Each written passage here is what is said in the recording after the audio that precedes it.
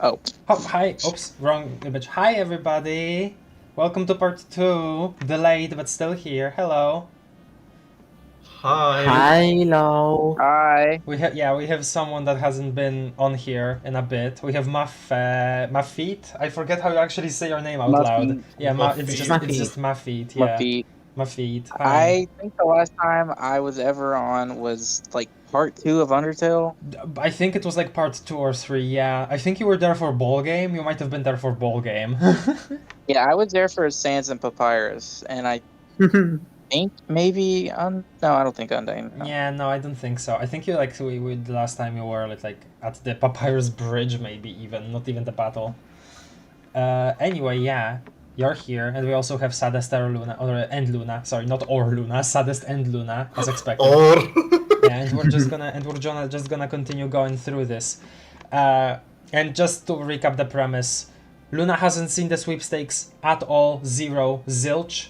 We're just showing her all of this extra lore. And actually, before I get to catching up with the chat and welcoming everybody, I do want to also mention, because I thought I was gonna like touch upon it last stream, but I didn't. So last newsletter, Toby did mention that he only considers anything in the game to be quote-unquote canon. And some people have like speculated that this means that literally like none of this matters, right? But I think it's less so that and more so he says like he doesn't consider anything out of it quote-unquote canon. It's not like just canon, it's quote-unquote canon. I think what that means is it's supplementary. You don't need to, consume it to understand what's happening in Deltarune proper, right? Which would be weird if you did, because I think Toby is too smart for that, so yeah. I guess that's that. Just wanted to say that, because I thought I did last time and I didn't, so yeah. Anyway, hi chat. Hi Doc. Hi, chat. Hi Izen. Hi Tuna's Captor. You're high, good for you. Hopefully you don't do anything dangerous. Yeah, okay, Izen. Hello Jakul, hello Freddy. This week sure was a Deltarune Chapter 3 Shadow Guy Top 5. Yeah, okay, thank you for reminding me. I need to freaking show that. Hold on a second. the top 5 Shadow Guy quotes. Yeah, I need to show that on stream. I completely forgot about it. Thank you so much for reminding me. Hold on. Have you even seen that video, Luna? I have, and the better video that I saw was one where they actually changed it to be like Chris and Susie were projecting it on the chalkboard as a project, and I thought it was so funny. Oh, I didn't But see. has Luna seen it? I have not seen it, no. Okay, chat, get ready for peak. Get ready for absolute fucking Are you peak. Luna? Are you looking? Yes, looking? Okay, I am connected. We are connected. She is. Deltarune Chapter 3 Shadow Guy Top 5 quotes. At Undertale, by the way. Official account. You didn't react to my reference, by the way.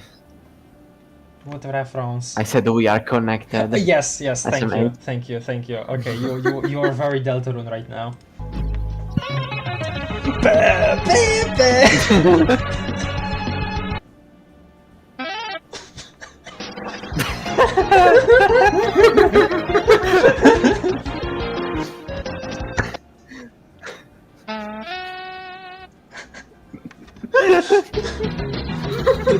Battle Vapor mention. Battle Vapor! Same one. Best one.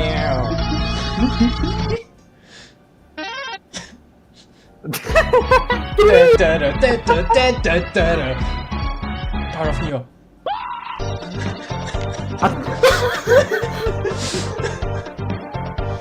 Thank you, Toby. Thank you. Okay, hold on. This is great. This wait. is great. But also, hold on, let me show you a very specific QRT, and I need to find it. Where the hell is A-Tide? It feels like they've been working hard for like a long time, and now they're giving themselves a little time of rest, and Toby just doesn't know what to do before the release time.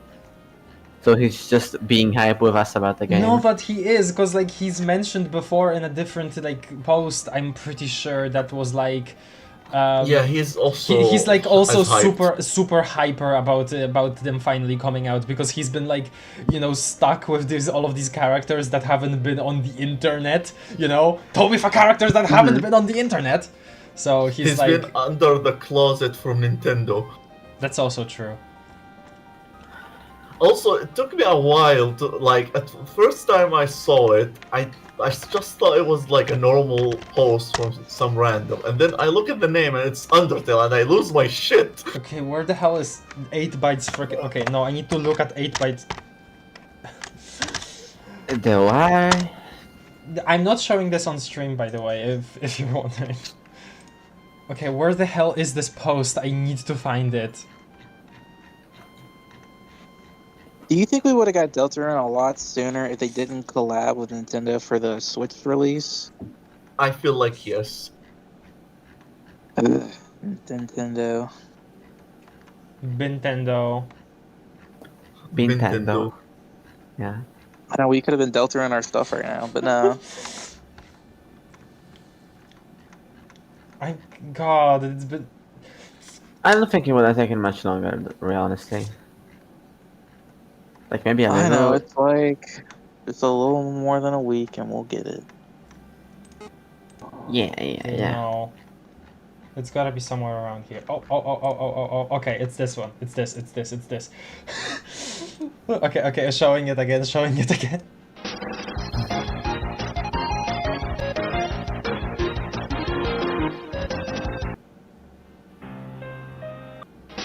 Oh, wait,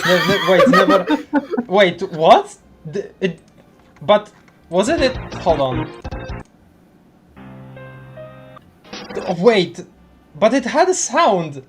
This is the one that plays black. What? It does have sound. You can It hear does it? have sound, I can't but like hear it it. plays on the left ear. Oh, it's the okay. I can't hear it because my left, like, I specifically had my left, like, ear, like, not on the. Yeah, my headphones weren't on my left ear. Okay, hold on. Now for myself. Now just for myself. Who the hell? Okay. Who Also, the hell look at keeps this. their headphones on just one ear? Me, because I need to check how loud I'm being. Anyway. Okay. Look at this post. Go look. Imagine not being constantly quiet. I'm gonna link both of these in chat just so you guys can like them. If you don't Well, like they them, by have the way, they will be 19,000 like... Yeah. Okay. We're continuing now. It's Noel time. Well time. Actually, no, we're not continuing because I have to actually catch up with all of the chat. Sorry, oopsie doopsie. Yeah, because Isn's comment about Shadow Guy just completely like threw me off. And the next one promises to be a Deltarune Chapter 3 and 4 coming out June 4, 2025. Yes, true. You heard it, guys. Toby said that nothing ever happens. Everybody go. Yeah, okay. Even if it isn't quote-unquote canon, it still gives you an insight into the character, so it matters! Yep. Top 5 quotes is more canon than Spamton Sweepstakes. That's right, guys. This is true. Gaster, hey Des, can you please manage the marketing for my Deltarune? You know, that would be a really funny thing, because like we know that Gaster takes over the Twitter account, so what if, right? Has this been a thing that people have been saying? That would be kind of funny. Hello, PLUEY Phrase. Hello, Kenny Lover. Hello, your average player. It's okay, dude. Okay. We're back to this. So we were at this one last time. We left off at the authentic cardboard box, and we're gonna read this again. Is everybody fine? Is everybody calmed down? Okay. Oh no, Luna, typing noises. As always. I mean, you don't have to mute yourself, it's fine, but yeah. Because I'm just... Every time it happens, I'm just a little anxious. Wait, is she listening? Yes, I'm always listening. Of course you are. Okay. As you may know, Cat Petters 2 is one of this admin's favorite games. So to those that don't know, it's a game where you take care of a cat and raise it. Sounds simple, right? XD. Right, I actually forgot to mention that this is like a real game that she's referencing, but it's not called Cat Petters. It's like Pets with a Z, I think. It was shown off of in a Half-Bred Chaos video, though. I don't know exactly. It's been a bit. It's been a bit. Actually, the game has a really deep animation and breeding system, so players have been able to hex edit the game data to create brand new pets. If you download the right mods, you can raise birds, hamsters, cars, cartoon characters, and even more. Mew Mew Queen's Spamton family pack is a great example of how far this can go. And yeah, so that's Alves, and also all of this is also accurate to that game. So like it's a very specific reference. However, you have to be careful, because not all mods are very compatible. When pets fall in love, an egg appears and it hatches into a new pet that combines the animation and visual data of the two parents. Meaning, if you try to breed a hamster and a car, you'll either get a complete freak of nature XD, or worse, you'll get this message: incompatible pet. Then the game will freeze and the music will glitch out. I was so scared of seeing this message as a kid, I would punish my pets so they would never fall in love. If an egg did appear, I would throw it in the trash right away. Until one day, and it's a link to a separate post. But we have also this, yeah, mood nostalgic, listening to Cat Petters 2 OST corrupted, no cats. Yeah, I miss being, oh god. Yeah. Wow. So what you were gonna say? I don't miss being so clueless about everything for the most part, but being clueless about video games, I do miss that because it made everything so weird and scary and also mystical. No, absolutely. True. You're gonna see this in a bit, but Noelle's stuff, just in general, in the sweepstakes really channels that feeling of like being so disturbed about like weird things you find in video games just because you like don't fully grasp it. That is like very much exemplified in this, which also really makes the narrative of you know, Snowgrave only being possible via Noelle even that more potent and like, you know, interesting, because when she then we'll get to it, right? But like when you initiate Snowgrave, she comments something like, it feels nostalgic at the beginning, right? Like before you actually start freezing everybody, she comments about how that and being next to the door, like going out of your like the complete opposite way than you're supposed to be going, it made her feel nostalgic for something. And people have been saying that this is like her whole you know, video game secrets, glitches, her being a creepypasta girly, that kind of stuff. It's all a reference to that. Also, Mafit, just so you know, I'm gonna say that you're muted just in case you forgot, because Luna sometimes forgets, and Asfi also sometimes forgets. Oh no! I know I've been muted. I just haven't had anything to say yet. But I will say, yeah, I totally agree too. Like just hearing Noel talk about like hex coding and like adding in like these mods and stuff, it just reminds me of like when I would play Minecraft on my phone and go to these sketchy websites and download like guns or something to add on a Minecraft. I had to edit the code and everything, and it was such a mystical time. Yeah, what I remember about Minecraft PE, I never properly had Minecraft Pocket Edition. I only had like the light version, and even then they removed that after a bit. There were like apps on the App Store, or well, on the Play Store, because I always had Android devices, that would be like I don't know, guns mod for Minecraft PE, right? And that would be the name of the app. And you were supposed to like have Minecraft, have that app from the Play Store, activate the Play Store app so it would like change the other, like the actual Minecraft app. It was like really weird how that worked. Wow. But I know. Like it to get skins in like Minecraft also. Sorry, well, but like on Xbox specifically, you had to like download this files app, so then you could go into the files of Minecraft on Xbox. Right. It's just like it was crazy. I heard about that because that's like because yeah, console editions, and obviously this translates to Bedrock, but console editions have had that thing of only having selections of skins. Yeah, and they also because you can't do mods because you have to buy it from their store. So Right, you I can't didn't- just I do com- anything. Yeah, I completely forgot that there even was a way to like mess with the files like locally on an Xbox. I forgot that was a thing because I never had a console. I just heard tales. Anyway, An Undertale. yes, and Undertales, and Like an Deltarunes, Undertale. and Deltarunes, and Unrelateds, and Unaltereds, and New And Dallards, not and not dealers. dealers, yes, and not dealers. An Inverted Fate. Yeah. Yeah, and Inverted Fates. Uh, And inverted fate.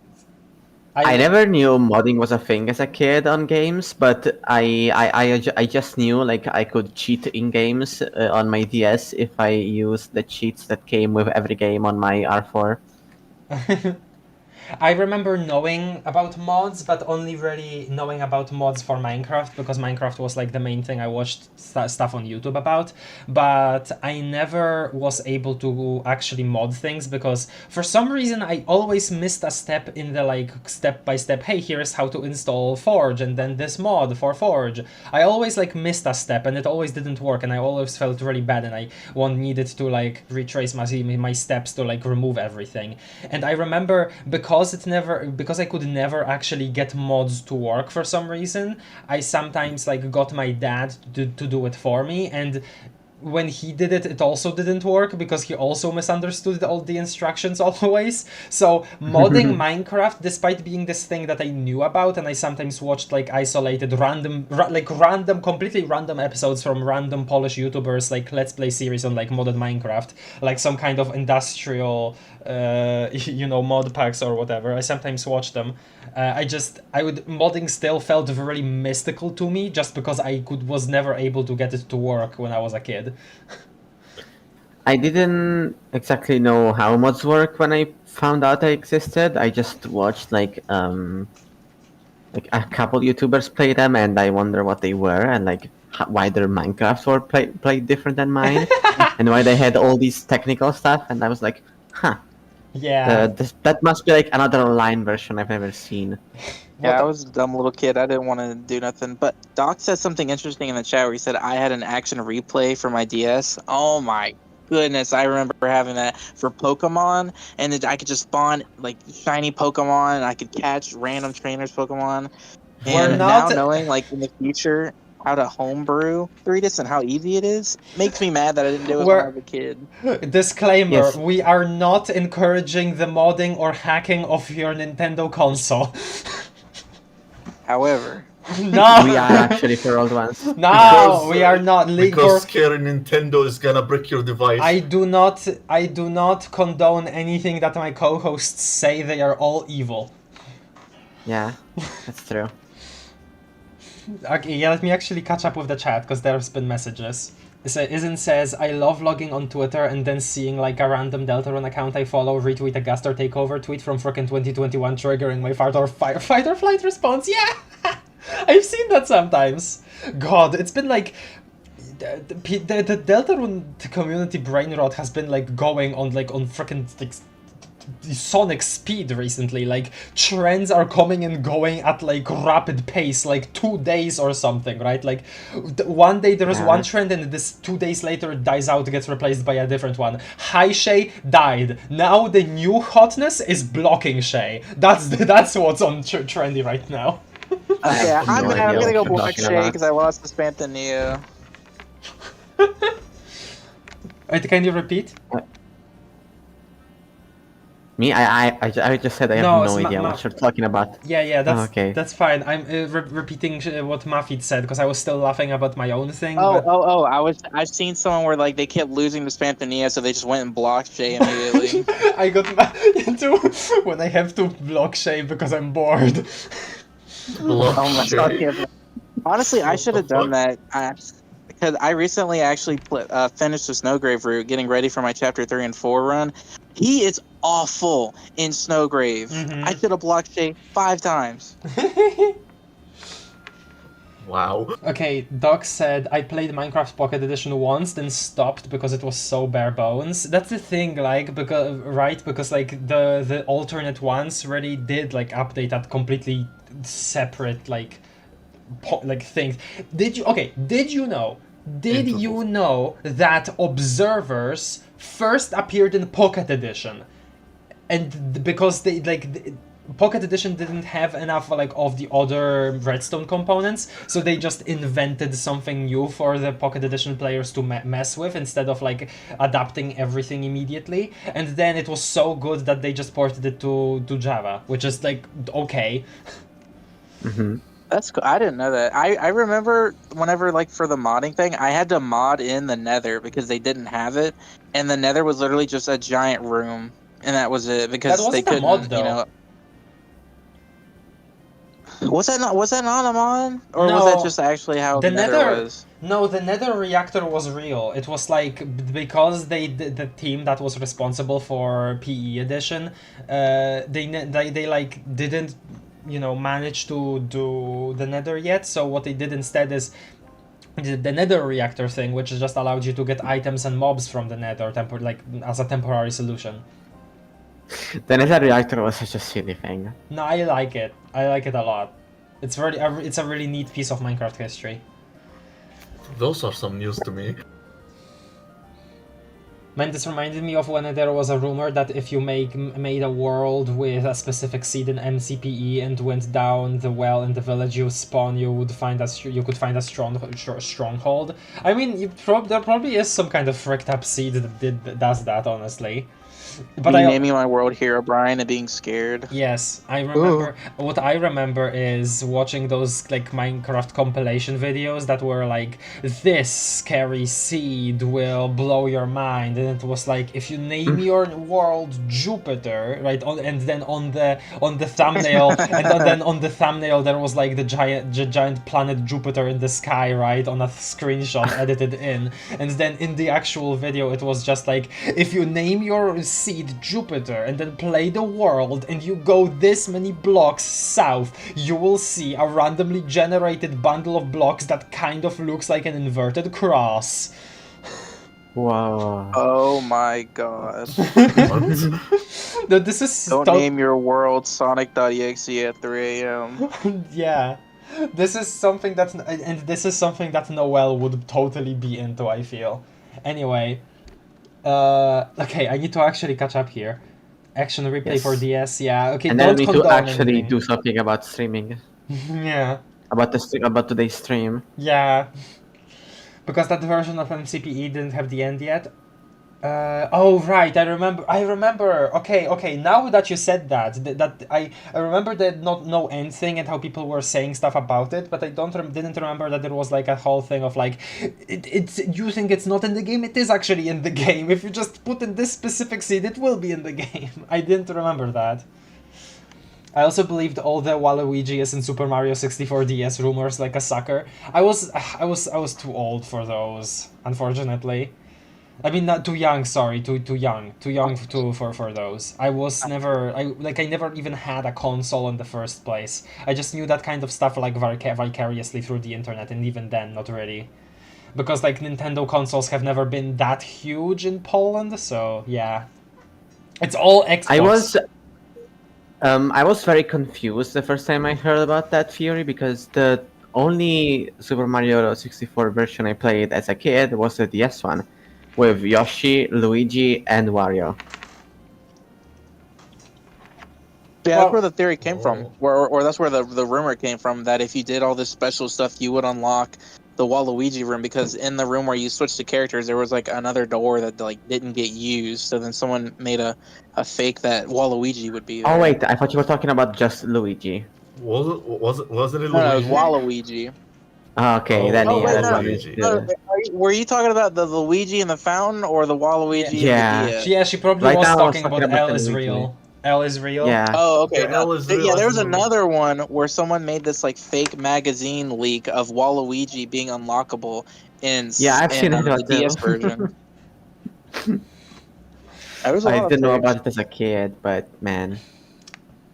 Another thing as a kid that because I was I always knew about creepypastas, but I was always too creeped out to actually go get into them. But I had a friend that was into creepypastas, and they were like, thought they were super mature for not believing any of this horse crap. and then I would be like, oh my god, I don't remember too much of that, but I do remember that there was another friend that was like super fascinated with FNAF and would like just in break time explain FNAF lore to me. And when he talked about like freaking Springtrap or whatever, and saying how like he saw like, I don't know if it was a fan made thing of like, or like an actual thing of like, I don't know, somehow it was but like way back, so I don't know, but it was something like I don't know, he removes his helmet and there is like all flesh and stuff because it's all integrated into him. I don't know that much about FNAF, so I don't know if that's like an official scene, but like him describing that in like vivid detail really messed me up for like 2 years.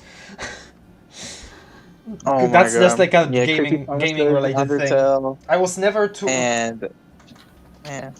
horror games were always like this kind of distant thing to me because I was just like too averse to the concept of horror in general. I was like, why do you want to get scared on purpose? That doesn't make sense. Yeah, what were you gonna say, Mafit? Sorry. Oh, I was just saying, it was such a wonderful time in 2015 when you had all these like horror things that were coming up, like like the creepy pastas, and then Undertow came out and it had the murder route, and then you had freaking FNAF also come out, and it was just a perfect time for all this horror stuff. And it's just like, and I remember for creepy pastas, like I was really into them. But I don't think I had actually ever read any of the stories because I was too scared to read them. But then if you go and read Jeff the Killer, it is so bad. It is genuinely so bad. Honestly, the only creepypasta that two. I have experienced two creepypastas in full. One of them being Psychosis, but not through the actual story. It was like somebody taking the concept of psychosis and then using that as like a framework for like a sort of pretend game D&D thing with their Discord friend, where they kind of went through all of the scenarios in Psychosis, and the friend kept breaking the logic of the creepypasta. And it was on Orangey's channel, the freaking DST guy that doesn't do DST videos anymore. But the other one was freaking, I guess you could technically qualify it as one, but it was Mossbag's video. Freaking Ben Shapiro reads you Sonic Adventure 2 creepypasta. And it was like about Sonic being a liberal and that being the evil twist or something. What? Sonic the Liberal. There's Yeah. a creepypasta for you. Okay, let me actually catch up with the chat. I'm sorry, I keep we need to stop at some point, but this is fun. She kept getting distracted. It is on point though. It is on like on topic though with this stuff here. What we're gonna read in a I second. know, that's why I love Noelle. She's like, she's so good. Yeah. Okay. Give I myself. don't know what to add on to this conversation. It's okay.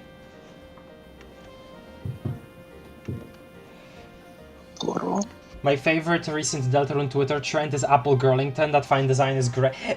The fun design is like okay. The fact that it's all of these new gens, they're all running around with it. When Asfi here has been in the Apple Girlington mines for a couple months now. But yeah, no, She reminds me of Corpsey. I like that. Huh? She reminds me of Corpsey from Captain Toad. Oh my god! See, you see it. I kind of, maybe. I just remember. It's just like a girl with like rotting corpse kind of vibe. That's what makes me. I'm like, oh, yeah, that reminds me of Corpsey. You mean that is the fan design? Okay, never mind. I thought you just meant the standard one that Toby commented on like back in 2013. I didn't know if there were multiple designs. I've just seen one specific one where it's like Apple Girl, and then they have like the yellow skin like Chris, but then the second like art is like their face rotting away. Oh, I think I saw that, but I wasn't thinking of that. I didn't think. Okay, interesting. Okay, I'm assuming that that's what you were talking about, isn't? That's actually cool. If that's like if it's like a specific fan concept for how to integrate her in Deltarune, then that's cool. Never mind then. That's really cool. I did not know that. Then again, I barely remember anything from PE aside from that weird nethercore thing. Yeah, exactly. They had the structure you had to build, and it spawned a box of netherrack with a few pigmen. Yeah. But there was no Oh, actual nether also, yet. I know I'm skipping a bit ahead, but Jackal said if anyone wants to read the good Jeff the Killer story, then to listen to the rewrite by Pasha. I actually was wondering if that was good because I saw that after watching Meat Cannon read the Jeff the Killer original story, and then I saw Pasha like did a remake. So I'm glad you recommended that so that I know it's good, so I can go listen to it. I love Pastra because they're like a pretty mainstream YouTuber when it comes to like you know, just kind of in general the horror scene, and yet they are like very much, I don't know, weird brain rot fan brained essentially, right? Instead Oh, of I know, and their art is so freaking yeah. cool. It's like so disturbing. I love horror art like that. It's so cool. Essentially what I mean by that is that how positive they are about freaking security breach even before Ruin came out. Because like them actually kind of gushing over, you know, the environment design, the characters, despite the faults of the game, that really did feel like, you know, a genuine fan of the series instead of like, you know, a big YouTuber just seems to be reporting on the new FNAF game, you know. That just kind of felt that way because, you know, that is something that a more dedicated fan would do. They would like, you know, acknowledge good parts, bad parts, and then really nerdily gush over the parts that they really like. I don't know, it just feels like really good to watch their videos specifically because of that kind of vibe, you know. Yeah, like I want to hear an opinion from someone that actually knows what they're talking about and is like genuinely passionate about it. I've been meaning to watch the freaking Ultra, like the info dump video, but I've been putting it off a lot because I've been on an adventure time high recently because I kept remembering, oh hey, Fiona and Cake Season 2 is gonna happen like eventually. So I've been like rewatching old Uncivilized Elk videos. I don't know if anybody actually knows who that is, but really good Adventure Time episode analysis videos. And so I've been watching that a lot. I remember when I was younger, I would like watch random theory videos on Adventure Time, but I still have never fully finished Adventure Time. But I watched all of Fiona and Cake, and I will say the series is really good. Yes, very good. And I really, really hope that two things they do is they elaborate on the whole like normalcy curse thing that they do, like the cake with the hot dog guy, and then the second thing would be the DVD set thing from Fiona and Cake and Fiona, that one episode from like season 9 or something, that they elaborate on that.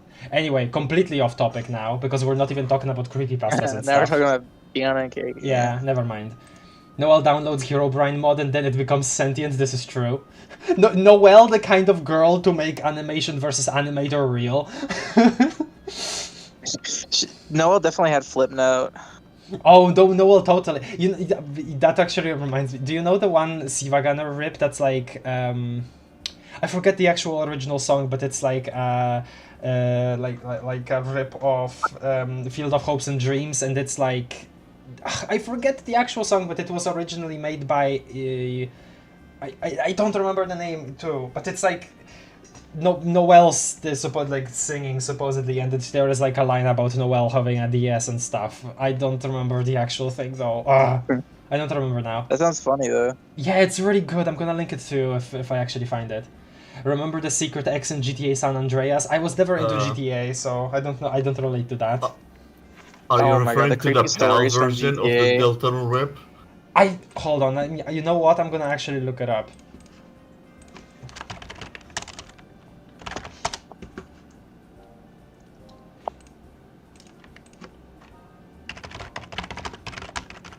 Oh.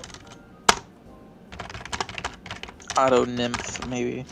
Yeah, that's what that's what that was. Okay, hold on. Oh, look at that little rail face sprite. Yeah, I think it's this. Silly. Yes, it is. It is this version. I'm not gonna play it because it's probably copyright on the original song. But yeah, look. It's like all this. It's really good. It's really good. What a girl failure. Yeah, this is true.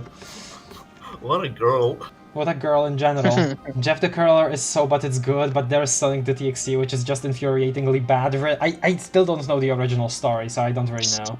I think the original story ends with like the guy, he had like a Sonic plush, and then at the end he turns around and then the Sonic plush is being haunted and then turns into Sonic.exe, and then the story just ends. Okay. Really? So yeah, I mean, obviously with Friday Night Funkin', a lot more people started rewriting And making Sonic.exe their and own versions. I making think it that's actually better. pretty fun. Oh yeah, I love rewriting stuff. I mean, because a lot of that stuff is really old. Like, not to go back on creepypasta, but there was one of the famous ones was named Tiki Toby, and I Tricky always thought his Tony! name was no Tiki Toby, and I always thought his name meant Tiki because he has these like weird goggles and it kind of look like clocks. But the reason his name is Tiki Toby is because he has ticks, like, and people would bully him at school and call him Tiki Toby. Okay. Tiki Toby. I don't know what you're talking about, but sure. If anybody recognizes that, that's really cool.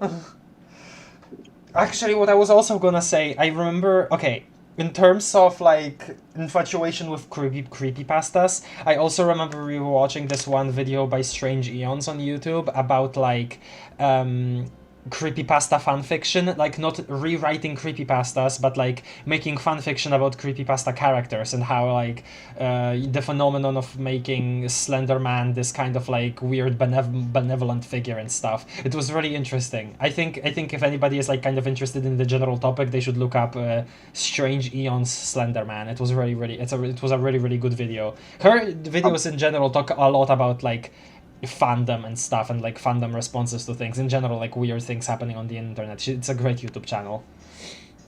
Oh yeah, like I've seen some of it because like characters like Tiki Toby come from that like weird like explosion of fandom stuff with Slender Man and his peons and everything else, and it reminds me a lot of like how Undertale with AUs and everything, and how it's just like a fandom can really take something and go with it. No, yeah, I love the self-perpetuating like nature of fandom.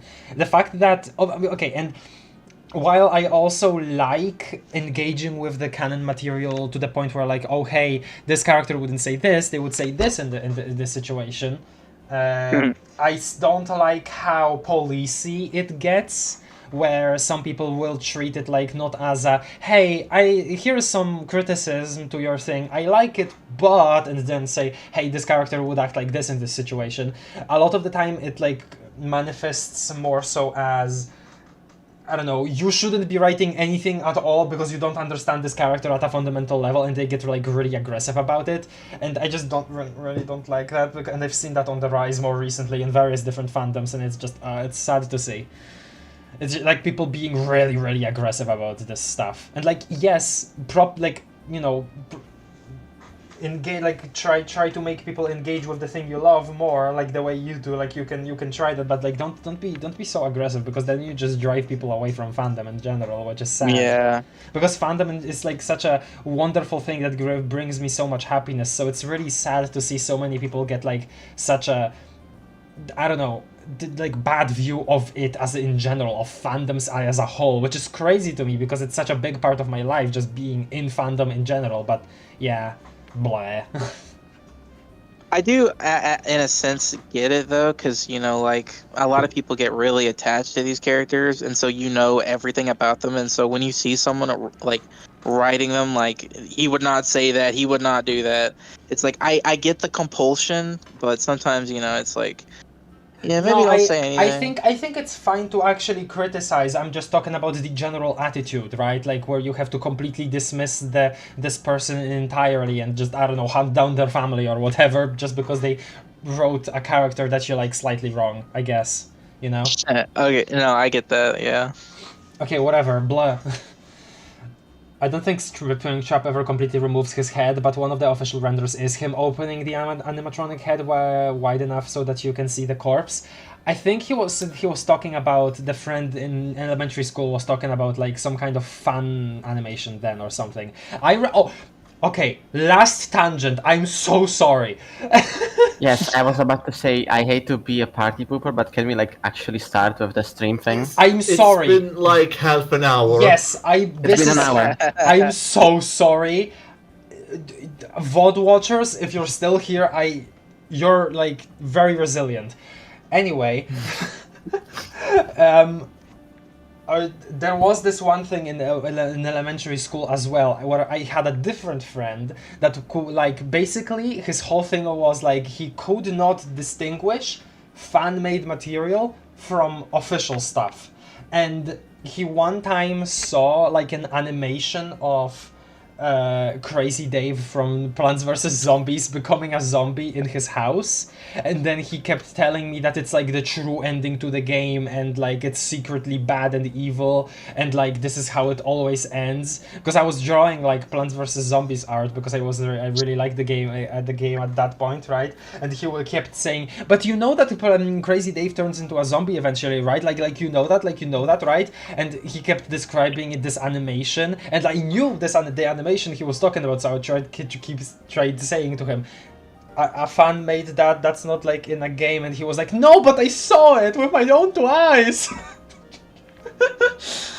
Anyway, I saw it, it's real, it's really real. It's really real. Okay, I'm sorry. Okay, Jakul mentioned been trying to tell us about this pet for like 30 minutes. Yeah, I'm sorry. Okay, fan design for Apple Girl intended to show you how to draw her tweet, or however it was phrased. I don't remember actually seeing that. I might have just seen the image. Yeah, rotting form. Okay, so you mentioned that real autism hours today. I see. Perhaps I haven't been diagnosed. Antonym. Yeah, that's the original song. I think that's how it's spelled. Yeah, I think so. Also, hello Venge. Welcome to the stream. I watched their new vid today. I didn't know Strange Eons. Oh wait, never mind. Not Strange Eons. And Uncivilized Elk. Uncivilized Elk have released a new video, which was a super big surprise to me. Freaking awesome that he's back. Anyway, continuing. Jakul, not gonna lie, that's me day to day. It's not just that, the story itself is awfully written. The main character is an idiot and a pansy. Not to mention it started the trend of hyper-realistic stuff. Oh yeah, hyper-realistic blood in my video game. I mean, I feel like that's not in its core a bad thing. I think, like, if you're not as cynical as you might be today, like, the reason why this stuff was infatuating as like a kid is because you had like way more of an open imagination probably, right? Like, or at least I did, where like, say, if I actually read like Sonic.exe or whatever, and it said like hyper-realistic blood despite the fact that it's like a 16-bit display or whatever, like, I would be crapping my pants at the thought of that, you know? So like, whatever. I'm not complaining at all. This is also how I go about my day every day. Nice. VOD friends skip 2 hours ahead. No.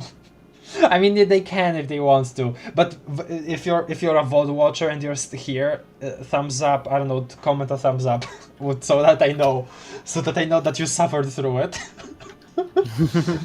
Can I say this honestly? Deltarune themes are shared with Homestuck a lot. I have seen some people like draw cross-section between them. I honestly haven't engaged in that as much, despite being a big Homestuck defender on the Deltarune scene.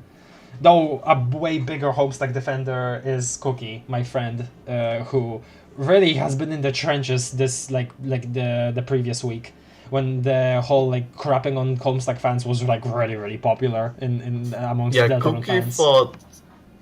Cookie fought pretty valiantly. Yeah, and she got Shay to like retweet her whole like Homestuck reading guide thing, and it wasn't even like a reading guide. It just said, hey, here's where you can read it, and here's why you might want to read it if you are a Deltarune fan. It was basically like that kind of thread. She got Shay to retweet that, which was a big win that day, because there was like a lot of hate going on about just Homestuck fans in general. Spamton Sweepstakes engage. Final boss of... Well, I am the final boss of Cynical, Amao. I don't think you're the final boss of Cynical if you're, like, so passionate about Aranea Circuit, but alright then. Deltarune Chapter 7, Gonor Darkness with hyper-realistic eyes bleeding, this is true. Homestuck Crazy News is the go-to place for UTDR Homestuck parallels slash half joke. I mean, yeah, honestly, true. Anyway, Noel holiday, everybody. God. Let me play like. Yay. Sorry, Luna. I apologize. It was fun it's though. Noel holiday herself. It was fun. Yes, but Yeah, we it's came already here. pretty late now. Yes, I'm sorry. It's not fun if we don't know what to talk about, though. If you have We do know what to talk about. The thing is, I don't know when I will be too tired to keep going. Yeah, okay, sorry. If you have Well, no pets, it's it's that known case that for me. it's known that there is a rare chance for an egg to appear giving you a random pet. This is the only way to get some of the secret cats in the game. We'll get to this in a second, but this is a new page. New 2025 page. Which are still super rare on top of that. So it's a lot of waiting for eggs, hatching them, throwing away tons of cats, trying to get the perfect character. This caused other problems, but I'll explain that another time, XP.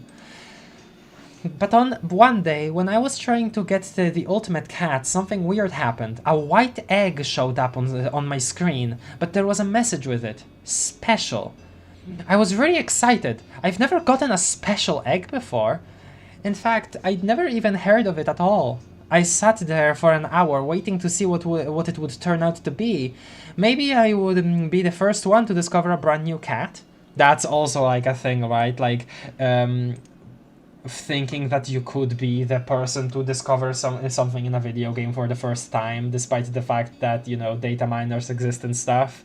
But, you know, as a kid, you don't, if you are not really not into that kind of topic, you really have like a more closed view of how video games work, right? Like, you don't really have this view of like, hey, if there is like an adamant enough fan about this game, they will like, you know, actually go look in the code look for things. So you don't really know that, and you think that, you know, discovering something new in a video game is still an open frontier.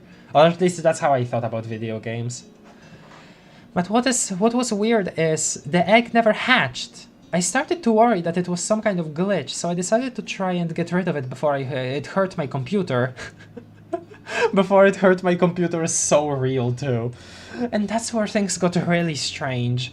No matter what... It is so fucking real. No matter what I did, I couldn't move or throw away the egg. I tried clicking it over and over, and in the end, all that happened is it made some sort of weird sound. This freaked me out so much I deleted the game and reinstalled it. This is also very real. I think I did that with Minecraft once because I was so scared that I messed something up in my failed modding attempts. But the egg was still there. Obviously, XP. Now that I'm older, I think what happened is I had so many mods installed that the egg didn't know what to hatch into, but at the time I thought my computer was haunted or something, or the egg was going to kill me! XD! After a few hours of freaking out, I eventually faced my fears and loaded up the game again. The egg was there, but it didn't seem to be doing anything, so I started raising it like it was a normal pet, brushing it and playing it with it and stuff. By the end of the day, I actually started thinking it was a cool pet, and maybe I could try to figure out how to upload it as an online mod. I wasn't able to do that though. The next day, when I opened the game, the egg was gone, with a message that said it left home due to happiness. Usually the message is, pet left home due to sadness, and only happens when you neglected your pet. It's not supposed to happen because you were nice, XD. One last thing, the egg actually had a name, but I don't remember what it was. It's been driving me crazy ever since. If anyone else has ever seen an egg in their game like this, please sign my guest book, please. First one gets 100 cheesy points from me, XP. Anyway, so yeah, there's a big thing. So whenever this was like the newest page, right? Like whenever the box was the newest, people were like saying, hold on, special can be like, you know, like special, like how Spamton says special but without like one of the letters. Is Noelle Spamton's mom or something? People were saying that essentially. But yeah, people like this got disproven in the Q&A, and eventually people realized that special egg was probably more so a reference to the Eggman behind the tree, which again aligns with this whole, you know, you're finding something that you don't expect to be there. It really feels out of place in the game, you know, the music resets, it's this like hidden room in between rooms, that kind of thing. It fits this whole vibe, you know? So yeah, that's pretty cool. You think that Hoochie Mama is my Mama Hoochie? Yeah. The egg cat left due to happiness. Man behind the tree may be happy to see you. Oh, right. I remember people making, connecting those lines too. Friend smiling therapy and how long until she smiled. Very many happy parallels. Also true. And I also remember that one Half-Bred Chaos video about smiling as a motif in Deltarune in general. Like, before, obviously, the most recent stuff, which was also really interesting. But I have to rewatch it, I think. Noelle's Spamton's mom theory is out. Noelle's friend's mom theory is in. This time we're going full rot and zero brain. I think I saw that somewhere, though I don't know the specifics. Sorry, isn't. I keep forgetting the man probably isn't Gaster. Yeah, honestly, probably not. At this point, I could even expect man to be friend. I'm not even. I wouldn't even be that surprised. If that's related to like any existing theory, then I wouldn't know. Anyway, sign my guest book page. Let me stop the findher.org. Today is the official Dragon Blazers website has. Okay, yeah. So this is just a regular thing. Anyway, yeah. So that's old. And this was like big, because this is like the first hidden Noel blog post, and it was like it's like a big thing here. Anyway, this is a new page here, rain/rain. You ready, Luna, for some hot freshness? Unmuted for a second and muted again. Oh, well, damn it, my mouse is broken. I was saying, yes, perhaps, I am. Alright. Let me put this on back again. Everyone's heard of snow days, but did anyone else ever have rain days? I swear, one day it was purring so hard it sounded like someone was jumping on the roof of the house. So, my mom called school and made them cancel just so I wouldn't have to walk over, XP. Like, come on, Mom! A little water never hurt anyone. Except maybe for deep-sea cave divers, XD. Sorry. At least because of that, my friend... I love how she types, by the way. She's like, XD and then, oh, never mind, if that was not funny, then I'm sorry. I love, because it's like very reminiscent of how sometimes I feel. At least because of that, my friend could come over without an umbrella. Why? Smile. I call this emoticon smile. She was totally soaked. We had to put 3 of my mom's hair dryers on full blast for like 30 minutes. At least we got to use the dryer to make melty cheese crackers. Anyways, on days where it rains, nothing was better than playing cat petters. Specifically the mini games you can play with your cats. They were all ridiculous and every one of them had these super silly horrific names. I said this on the stream without you when you weren't there, Luna, but I mentioned how silly horrific really sounds like a word from Homestuck. Like a jungler or something? XD, what does that mean? I remember being really into one of the games when I was little. I can't remember the name because it was complete nonsense, sorry, XP. But it was one that was like an endless cave, if that makes sense. I even made a guide for the rarities of the different cats you could get to raise your score. I still have the text file, although I just named it b.txt. Really helpful, me, XP. Which also people are connecting to the single letter, you know, .ogg files in Deltarune, you know, the songs that don't get put in the OST. People are kind of connecting this to that, a little. Who is the friend that came over is what I've been wondering. Like the one where she says they had to do 3 hair dryers on full blast. I think that's also... I'm pretty sure that's also Catty, right? Catty, probably. Who is it? Catty with an I. Catty. Okay, yeah, because I was like, it has to be someone with fur all over her body, but I didn't know if Noelle and Catty were friends, but that makes sense. Hold on, because there is a different thing. Yeah, here, see this entire passage, but we'll get to that when we get to that. So this is Little Noelle. This is Little Noelle writing, like in the ICE post. 80% normal, 15% blue aura.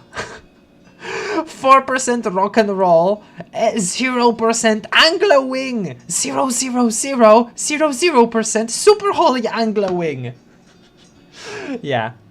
I sort of feel like there were more though. Like one time I remember getting a cat and it actually lowered how many points I had. And then of course I died immediately, so I couldn't get a picture of anything. And of course no one else has ever seemed to see this. So yeah, again, a theme of her finding things that other people actually don't see. Like in universe, other people that play video games do not see the stuff that Noelle finds. It's like an interesting thing there. Actually, I get the feeling someone else I know has seen it, but I just know that even if I asked them, I probably wouldn't get a straight answer. XP. And this is probably talking about Chris. Most likely. Super fun fact, on a related note, these same games even make a cameo in Cat Petters the RPG, which, like, everything good is kind of a ripoff of Dragon Blazers, if I'm being honest, XD. Okie dokie, let my bias show for a second there, XP. You guys should really play it, though. So yeah, she was, again, another point of her really wanting other people to play Dragon Blazers. As usual, if anyone thinks they can find any proof, try it yourself and let me know. And then PS, about my friend, she came over because I said I was going to play Cat Petters, but she thought that meant I was going to pet her. So yeah, obviously Catty. What kind of game would that even be, XD? So I just made a cat named after her in the game and made it play metal music on the music box. XD, X-smile. I'll try not to corrupt that one, XP. I still had to pet her a little or she wouldn't go home, XP. So, people are saying like, okay, so it's Catty, and she thought that Noelle was going to pet her and run over without an umbrella. She was like really desperate for being pet.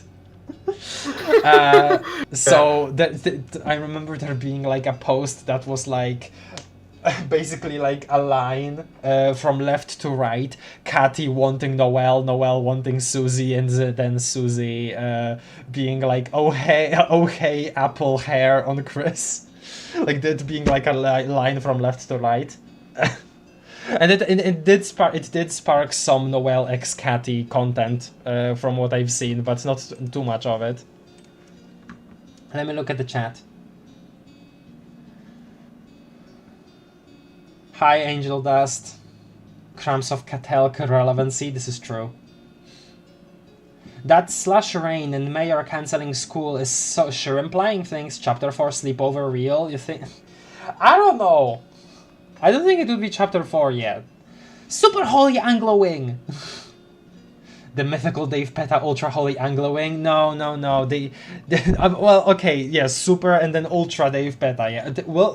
We'll get to that when we get to that, by the way, Luna, because there is like a roundabout Dave Peta reference in there somewhere. We'll get to that in a second. Yes, there is. We'll get to that. Don't worry. Okay. Save it for soon. They're recommending whoever's reading to play her favorite game is so real. On a related note, mentions Cat Petters the RPG, which is under Asriel's bed in Deltarune, definitely Chris. Well, that, but also it is labeled that it belongs to Catty and Catty, so... Anyway, let's get to page/rare cats, which is probably the most interesting part of this entire thing. So, welcome to new page. Cat. Look at the cat. You just did. Oh, blue aura. Holy Angle. Okay, this is a separate page, so we'll open that. But yeah, you have catos. You have gatos. You have gatos that you click. Damn, that was rock and roll. Wow, that is super gato. Yeah, that was Rock a and roll. that was the rock and roll cato here mentioned. Oh. Those But you are not in a cave though. That's the thing that I didn't even, because like she says like, oh, I'm in the cave finding cats or something. I'm Well, like, yeah, a but this black is like a screen. theoretical representation of it, though, because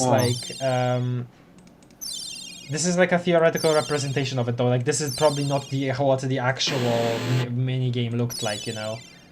This is a weird, you know, Deltarune-related representation of it for the angels, aka us or whatever, you know. When I first saw this, I had only seen a still image of the green cat, and so it looked like Susie, and I was like, "Oh, what is Susie doing here?" All right then. But now I know it's a dancing little green cat. Also, it saved my points from before. I started with 6,000. Yeah, cookies moment. I'm waiting for something specific here. We'll get to it. Deltarune Trapped in 3 opens up and it's just this for an hour. This is true. I will still play it. I don't think I'm that brave to play this. This is one step slightly above Cookie Clicker. Yeah, because you have to move your mouse. I mean, with Cookie Clicker, Yeah. there are like... Really, in Cookie Clicker, most of the actual late game strategies for like getting over big like blockades to your progression do involve a lot more than just clicking the big cookie. It involves like stacking a lot of bonuses at once and hoping for the best with some RNG stuff. So yeah. That's also why I stopped playing Cookie Clicker, because I was like way too stressed about wasting my resources on like these attempts. Late game Cookie Clicker I is didn't know you a were lot. Cookie Clicker. Late game Cookie Clicker is a lot like preparing to do like a big one-shot attack on a final boss in a game. Yeah. Oh yeah. Also, keep looking at the screen, Luna. By the way, because something will Yes, come I up in a am. bit. Keep your eyes peeled. That will hurt. what? I'm not gonna peel my hi. So yeah, that's friend. And also, Hi, so friend. this is also what she was talking about with like a really weird cat that she saw once that lowered her points, because if we go to rare cats now, we are at 0 points again. So again, friend equals cat, you know. We have that The through element line. cat. Friend is cat. But you know, in Deltarune, every character has an element attached to them, and Spamton happens to be part cat. Yes. No, he isn't part cat. He is puppet, and puppet is Hey, related. it's puppet slash cat. No, he's not Puppet puppet. slash cat. He's not puppet slash cat. The puppet element is related to the cat element, and that's what elemental pairs mean. It's the whole thing of like one element like in code representing two themes. And the element that Spamton Neo is, specifically Spamton Neo, is for both cat and puppet, like both of those. That's what, like, that's the whole thing. That's what the elemental pairs mean. It's not saying he is cat, it's saying that his element represents both puppets and cats. In code. Anyway. So that's that. And before we move on to the /Windows page, I have something here. Yeah. So, we're on deltarune.com/assets/images/cat-001.gif. And if we change this to different numbers, we will get the different versions. So this is an unused one, obviously. There is like a yellow aura. This is unused. Whoa, yellow aura. Then you get the... Actually, this is also unused, I think. Yeah, this is the aura. This is the rock and roll one. Then when you go to 6 is the regular angel. When you go to The 9, angel. you get friend. When you go back to 7. Okay, this is the actual one. This is the super holy angel, which has like a weird gray thing around it. But if you go to 8, you get another unused one. It's the fucking green. orange and green. It's green. It's that specific like neon green combined with like flashing orange, and it's like a winged cat. Oh. So people, Yeah. some people that are like that, you know, share the Homestuck and Deltarune fandom, just, you know, they freaked out over this a little, and I'll say I did too. I think honestly, I do feel like this could be this could be a nod to Dave Beta. I really think so. It Anyway. didn't hit me at first.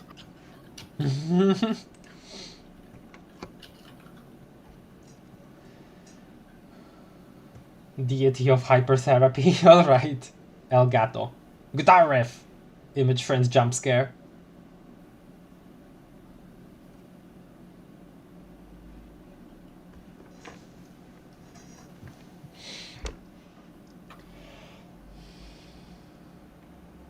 Six is Angel and friend is 9. The Guster and Kara numbers. Okay, isn't. I'm not that deep into the sauce. Sorry. The pink eye on friend being changed to magenta is interesting. Maybe it's to show there is an inherent connection to Spamton. I mean, not really, because magenta isn't a Spamton color, so... Spamton. So hello, maladapted daydreamer. The background of that cat is more brown. Honestly, well, yeah, but it's like... It's like a layer of orange put on with like lowered opacity on black. That's why it's brown. The after image of the cat is orange. Anyway, we're on Windows. And the title of the page is Aren't You Forgetting Something? So,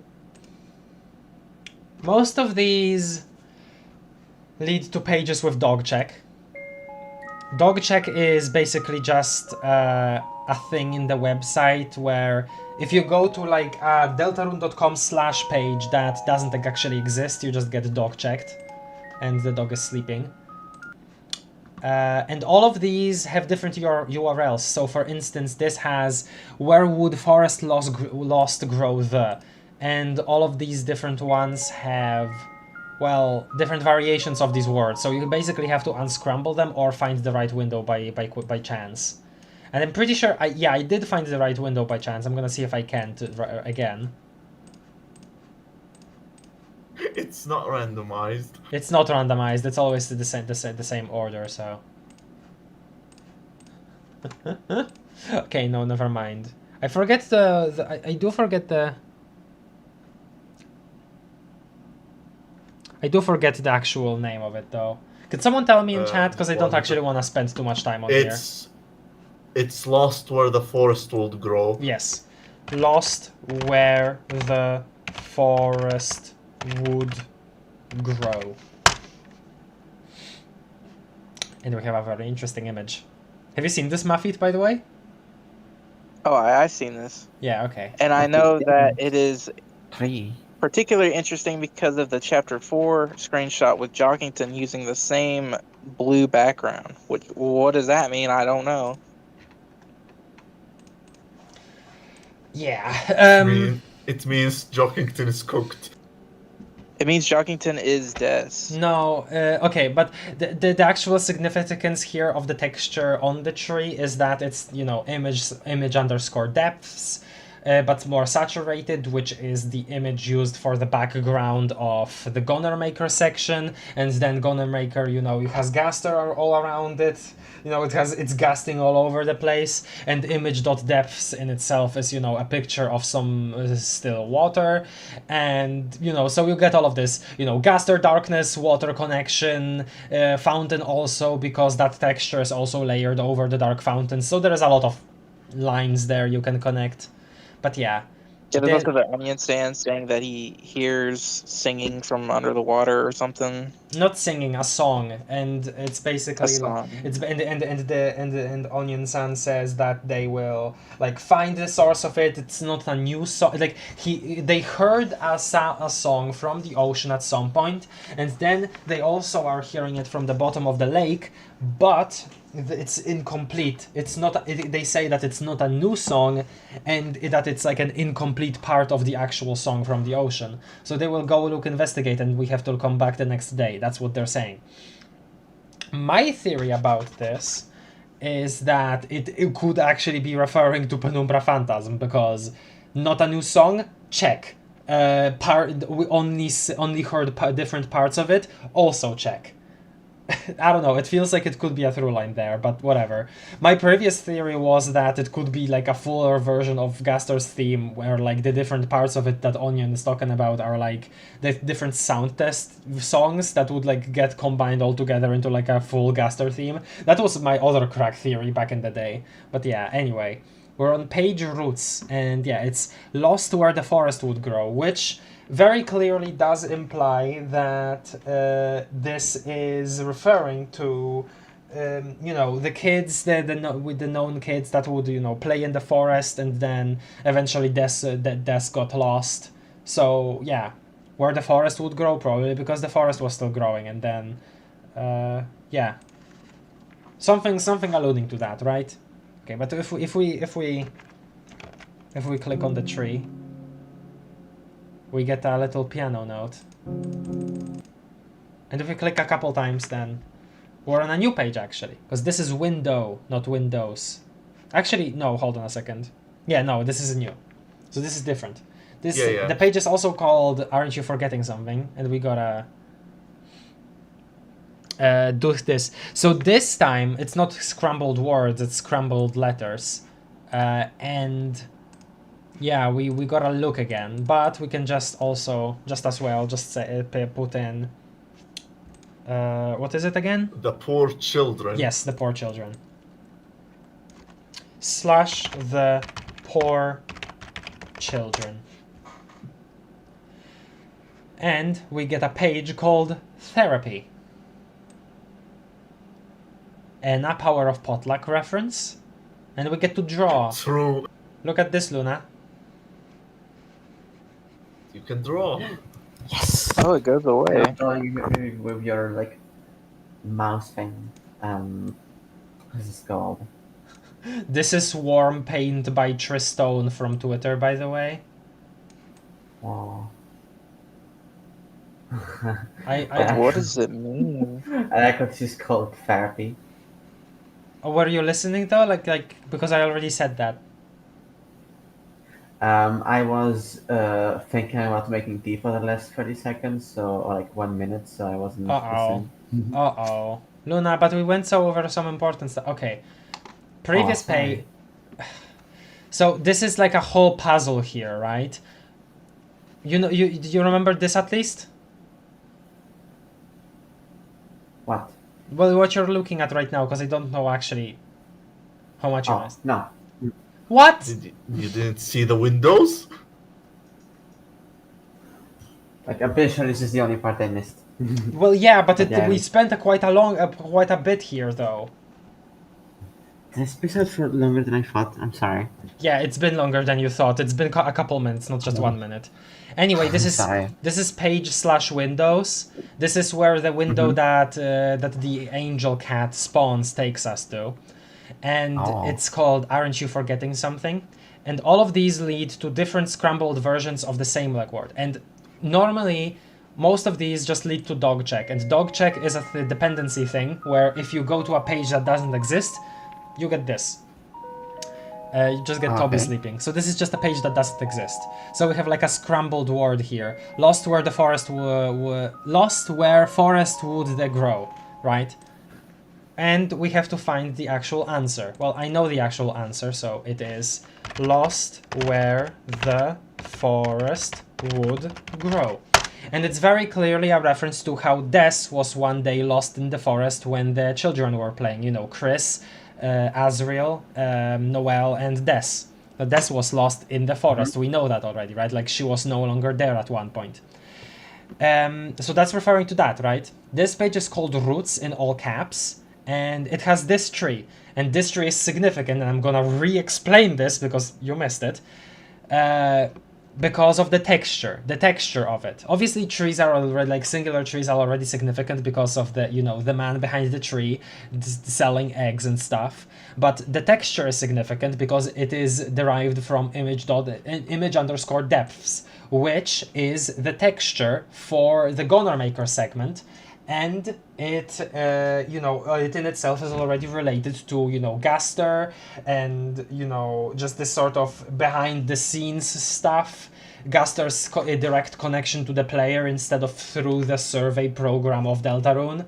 And obviously, depths does underscore the image underscore depths itself is related to the ocean because it is, you know, a body of water. So you get depths, you get the ocean connected, you get darkness connected through Gaster, you get it also being connected to the fountains themselves because, you know, the fountains use image underscore depths as, like, you know, its texture. They use that texture also.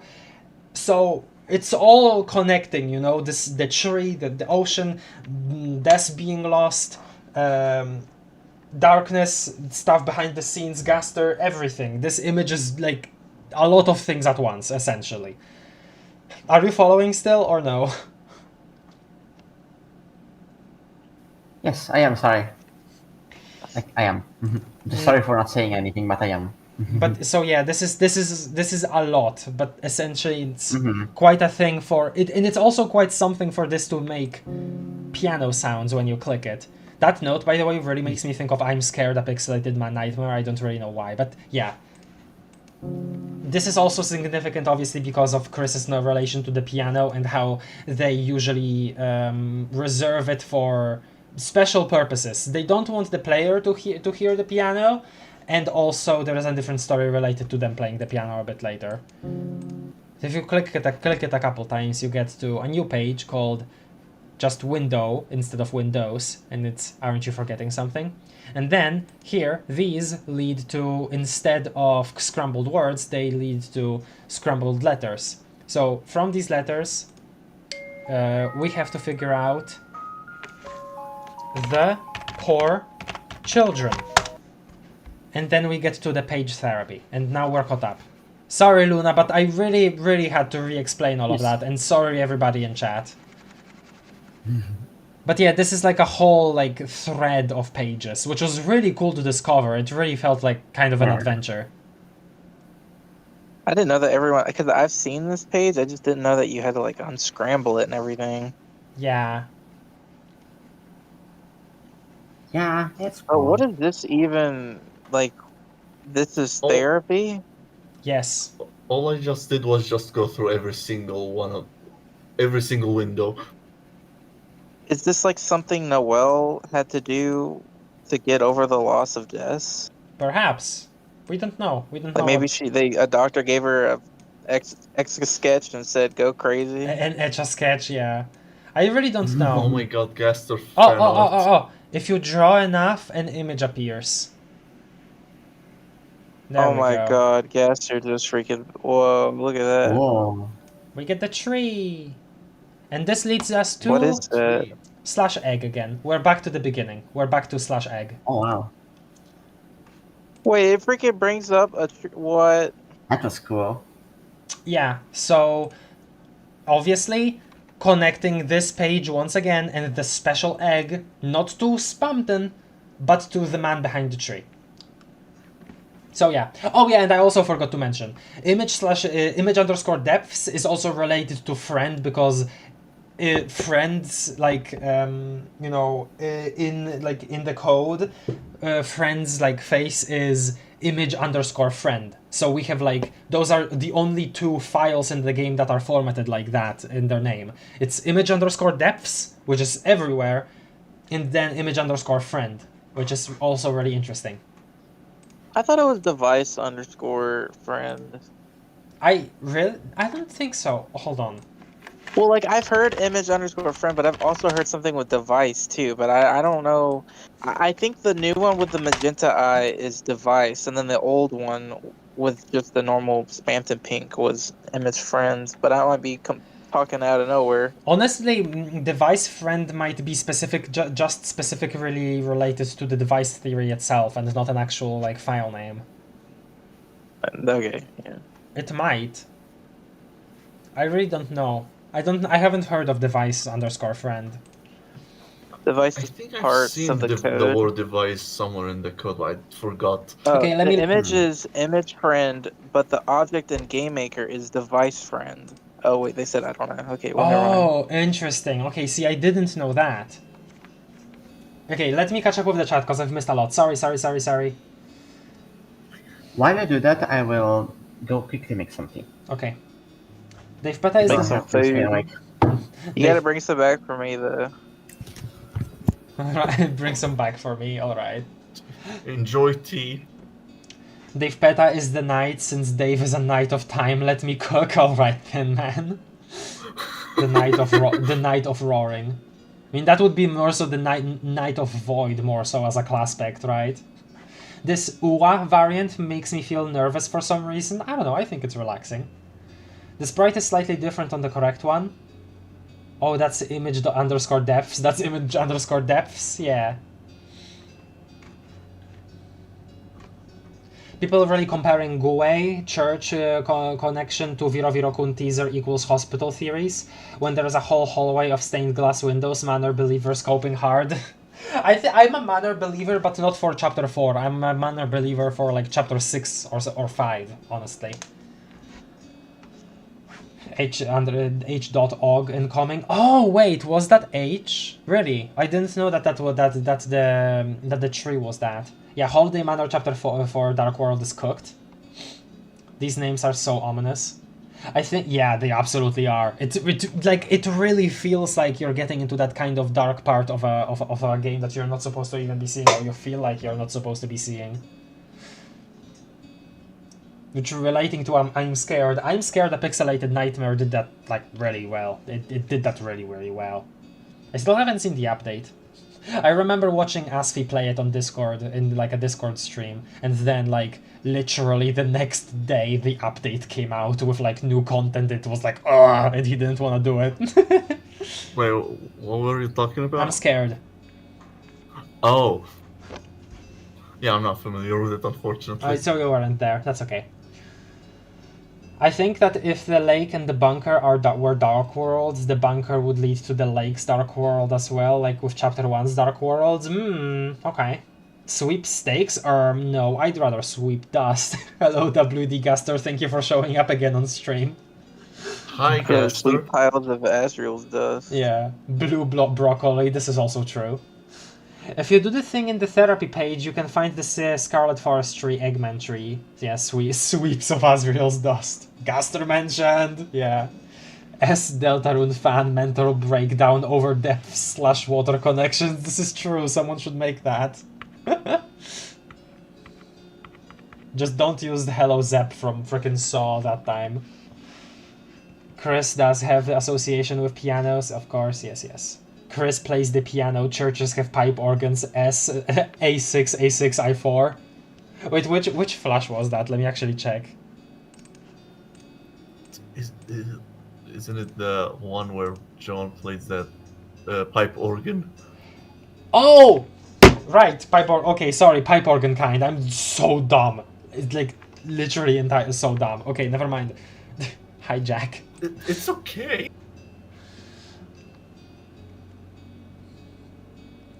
Chris is John Eggbert, confirmed by Gaster. This is true. Egg.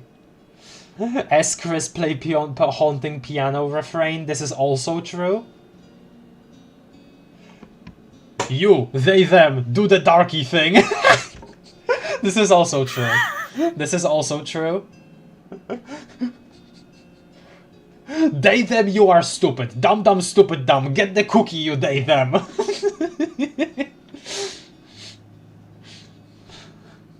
Device underscore is part of the code, if I recall correctly. Yeah, see, I didn't know that. The image is an image underscore friend, but the object in game marker, yeah, okay, so Muffet read that. There's also audio underscore, which is other audios that aren't in the OST. Interesting! I actually didn't know that, so thank you for telling me. What audios are those, actually, if you don't mind telling, as in? It's just Gaster's quirky naming scheme, this is also true. But do notice how that is different from, like, the Snowgrave battle theme with Birdly. Like, that's different. The naming convention there is different. Which also really makes me think that both Gaster and... I want to believe that both Gaster and Man Behind the Tree, whether they are the same or not, don't like Snowgrave and don't want you doing the weird route. I think so. Because again, man behind the tree is no longer there to greet you with a smile in a car. I'm pretty sure. Actually, no. Okay, you see. Okay, here's the thing. I did mistake that because he doesn't do that, in the end of chapter 2. But the thing that happens is if you get the egg, you can talk with a car to get the dialogue of like there is a man that's like smiling at you or whatever, right? Then you get the whole thing of like, if you get the egg in the second chapter, then you can, put that in the egg basket, you can talk to Temmie, and then it shows you that you have collected 2 eggs, right? But here's the thing. The egg is unobtainable in the weird route. Despite everything, despite the room just being there, the possibility of you teleporting to the egg room is like no longer there, which does make me believe that, this Eggman is against weird route. Doesn't like it, I think, personally. Yeah, and also, like, Spamton goes and tries to stop you. Well, that's unrelated. Spamton does that for his own reasons. Well, my theorizing failed. I am not a theorizer. No, it's okay. Actually, I think H.Og is the other one that's slightly longer. And I don't know. Audio _ Family Guy Funny Moments Part 32. Hold on a second. Is that what I'm thinking of? Hold on a second. HS Music Wiki.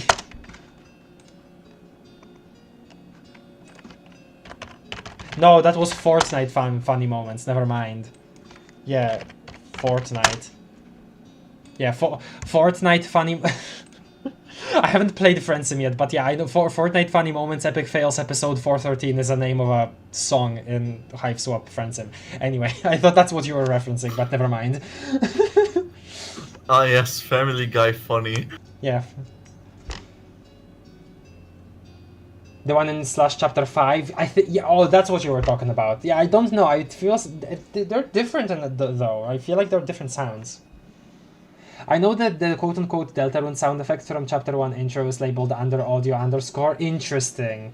And that would also make sense, because that's like the weird, FL Studio frickin' TDS, right? So that's related with Gaster. Though, that stuff is also at the same time used in the keyboard parts of Cyberfield. So I don't really know what to think of that. There's audio _ drone, which you hear before Gunner Maker and in the old Game Over. The one with Gaster asking you if you give up or not. Right, I forgot about that. I do remember audio _ drone, which again connects the audio _ or just, capital letters something _ to Gaster, which is very cool. So is another hymn. Eggman Weird Route Final Boss. All your theories are wrong, goodbye. No!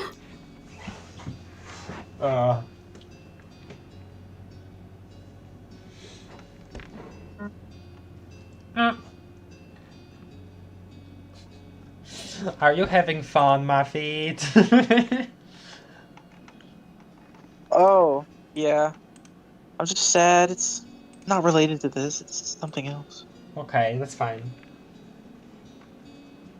Won't be prying on stream, because that's like unethical and things. I'm not crying. I just made this art, and the freaking creator didn't like it, but everyone else liked it. That made me sad because the creator didn't like it. No. What? But a bunch of other people, well, they liked a bunch of other people's art, but they didn't like my art. But that's because I'm controversial technically in that community. So that's wait, what? So I get it. I didn't. Jeez. You're controversial. What? In the Vocaloid community, I'm not exactly the most liked person there. It's 50-50, really. Okay, first time I'm hearing about that. I thought you were like Teto's strongest soldier. Well, Teto Twitter fell apart, so it's like remnants, really. Oh my god, okay. Okay, yeah, I guess there was a whole thing. I guess tell me why you're controversial later in DMs, because I don't know what, huh? I made a funny tweet but people did not like it. Well, some people did, but then other people didn't, and then it became a big thing. But I'm over it now, and everyone else is over it too. Oh no. Okay, I don't know what to say to that. Sorry. Oh no, it's it's old news, so it's nothing, but it's fine. Don't worry about it. It's not related to Spamton or sweepstakes. All right then. Well, yeah, it's probably not. I remember. It's kind of crazy how it's been like this entire like, we've spent so much time with certain theories that like whenever we're getting like all of this new information right before the chapters are coming out, we have like such, I don't know, community-wide changes to certain things. Because I know that for a while, even through chapter 2, people were like, the man behind the tree is 100% Gaster. It has to be Gaster. And now it's like, well, I don't know about that. Kind of weird how that just happens. Why would people say that the man behind the tree isn't Gaster? What? Well, when has that been a thing? Well, it's essentially doesn't have to be related. It's like not everything like that is specifically Gaster, but it could be like part of Gaster or related to Gaster. But people are basically trying to keep a more open mind towards that. I will not be having any mind. The guy behind the tree has to be Gaster. It just has to be. Okay. It can't be anybody else. God. Deltarune and its deep lore is so weird because, like, some people are only playing the game to find the deep lore related to Gaster. They just don't care for Deltarune and its own at all. They just want to stuff related to Undertale, despite Gaster not even being that relevant to Undertale as far as we know currently. It's like, I know. Yeah, it kind of became like, it's like Gaster was super important. He was everything. And then people were like, and then like the resurge of like Strictly Canon came out, and then people are like, Gaster isn't that important. Like, he's not, like, stop talking about him. Like, he's not that crazy. And then Deltarune came out, and then people were like, okay, he's back. There he is. And he's then there was another to thing where it Deltarune. was like, yeah, he's not that important, is he? But now it's like, it just keeps going back and forth. Is Gaster important or is he not? No, he definitely is, but it's just he stopped being as important to Undertale as some people thought he was gonna be. Which again was fueled by a lot of beautiful, wonderful fan works, like Dogs of Future Past and Handblades, for instance, to mainly name some like super popular ones. But yeah, it's Handblades was so good. I still have yet to read all of it. I only read like, well, quote unquote read the parts that were like voice acted on YouTube. The one the big dub. Starbots. I mean, that's all you have to listen to. You just listen to the Starbots. They dubbed all of it, and I No, like they every didn't. 2 years or something. Oh, did they not do all of it? No, they didn't. Handblades. Starbots did a bit of it, and then they switched over to another, like a guy from Starbots, Yes, and then he kept reading it. And then he kept, and then he and his crew kept reading it, except that he then became a VTuber and then stopped doing dubs, I'm pretty sure, and then he disappeared from the internet entirely. And I think his name was Callisto, and I was on his Discord server for a while before he became a VTuber, and then that Discord server got deleted, I think. Something like that. I don't, but yeah, that dub was never finished, I'm pretty sure. Hold on, let me look it up. He fell into the core. This is true. He shattered between time and space. Just like Sheena. So it says all comic dubs finished, right?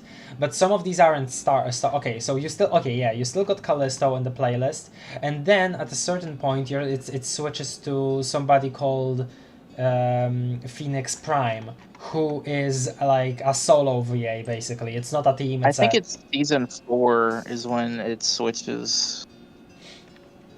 But yeah, I remember trying to listen to some of them, and it was actually really nice. But yeah, I remember the only time I experienced Aftertale, which is basically like the original comic that Error Sans was based off of. I did it through a comic dub that was like one person doing all of the voices, and it was a little jarring at first, but then I got really used to it, and it was actually really nice. Let me look at the chat. Eggman, Chris, remember your Dark Nurse popsicles, last 2 words in neon blue. Okay. All your fanboss concepts are wrong, goodbye, and then Petally and Flowery and Camellia and Pete and all the other ones I forgot spontaneously combust, yes. We left Asker in 2024. No! Gaster! Then even Gaster doesn't like Asgard. No! Who else but Gaster? If Gaster had a Spurb title, it would be Lord of Void. That would go cold. True. It has to be me. Nobody as skinny as I am to fit behind the tree. I work out. Thank you, Gaster. Are you shaped like a tree? Gaster hype goes from it's so over to we're so back in a flash, lol. Gaster, how did you feel about the dog doing donuts leading to the traffic jam? Were you late for work? I hate that rotten mutt! Okay, thank you, Gaster. Behind the scenes drama, my favorite knot. Okay. Your honor, my client was shattered across Diamond Space and he couldn't have driven those doctors mad. This is also true. I'm innocent! Thank you, Gaster. So true, Gaster. Tricky Tony must be charged for his crimes. Double death of the author. Okay, yeah, hi. Hi, Luna. We actually talked about a lot of things. Hi, Luna. I won't Scary. brief you on all of it, but yeah. Your honor, do you even ever think about a world where you don't exist, but everything functions perfectly fine? Well, you see, my client. Wonderful, beautiful. Very good bit, chat. Very good bit, people in chat. Anyway, we're back. What's the next sweepstake thing? It is... Candle Spamton scented candle. Spamton scented candle. Let me play the music. Like any big shot, of course, I have my own line of scented perfumes. The ladies and gentlemen will be gagging for this olfactory experience is sure to turn heads and tails when you get thrown out the window for lighting it in the in-flight restroom. What could it possibly smell like? Glad you asked. That, my friend, is an industry secret that we'll hopefully never know. Well, here's the thing. It apparently smells like his arse, because that's what Spamton says in Spamton Value Network. So, yeah. Anyway. Well, someone got the candle. Yeah. What the fuck? Banana, potassium. Potassium. It's a very beautiful banana, I think. Ral's a nurse costume. Is it edible? No.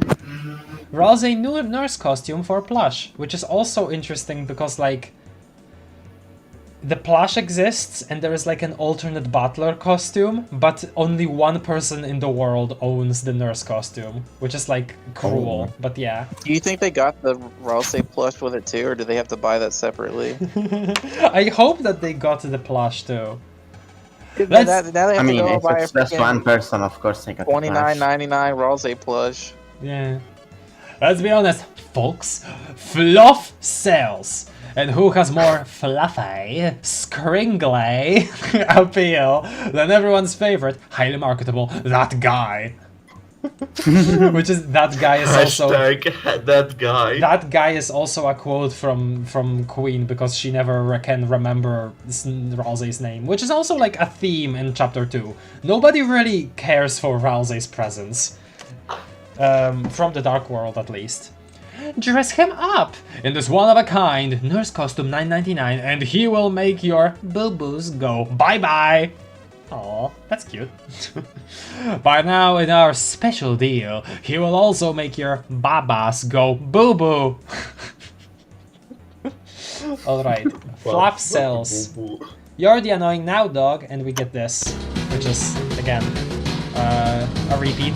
That Root Buster, like, night or Daycore mix goes so hard. I've never heard the term Daycore, that's funny. Daycore? It was Yeah, it's like the Nightcore is... opposite of Nightcore. Nightcore is sped up, so I guess Daycore would be slowed down. Yeah, you guys never heard of that? No, I've never heard of it, No, that's really funny. actually. Okay. I guess you've just heard like slow plus reverb. Yes, unfortunately. Yes, yes, yes. Your best Heart Locket. Spamton still the best. 1997. 925. It's just fantastic. Look at it, Luna. In one of those things, you can almost see the reflection. I can't tell what that is, but in like the 1997, you could just like see an office or something. Yeah, you can also see that in a different one, I'm pretty sure. Hold on. Yeah, in this. Like, you can straight up see the office where this was photographed. See? Anyway, look at this, Luna. Yes. Thank you. Okay.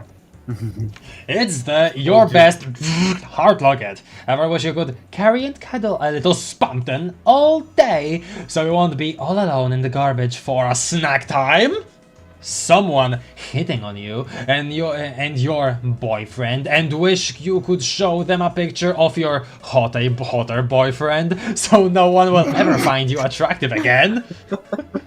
This heart-shaped object is the thing for you! A truly unique concept, a commemorative locket between the two most important characters, me and my person who gives me money. Anyway. Aw, the perfect thing for a Yumi shipper. Yeah. Anyway. New Noel. Chris Dreamer Chris. Chris _ Dreamer _ Chris. This is a private post. Only friends can see this.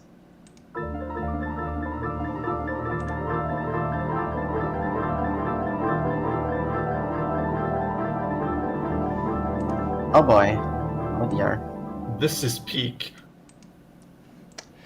It's funny. There was a time when they were coming over almost every day. We'd play, and after a while they would suddenly get very still, like they were remembering something. They'd go to the dining room to, quote-unquote, get a snack. Then after a few moments, I'd hear the piano. The first few times, I went in to watch them play. But when they realized I was looking, they'd always shut the piano and come back. So, over time, I just started staying on the couch in the living room. I'd lie there, listening to them play. Sometimes for hours. Sometimes even until I fell asleep. Even then, what were they thinking about me? Maybe they weren't thinking about me at all. They didn't have a piano at their house, so probably just came over to use mine. Even then, with my eyes open, there were times where I wasn't even sure if we were friends. But when I closed my eyes, it felt like a concert just for me.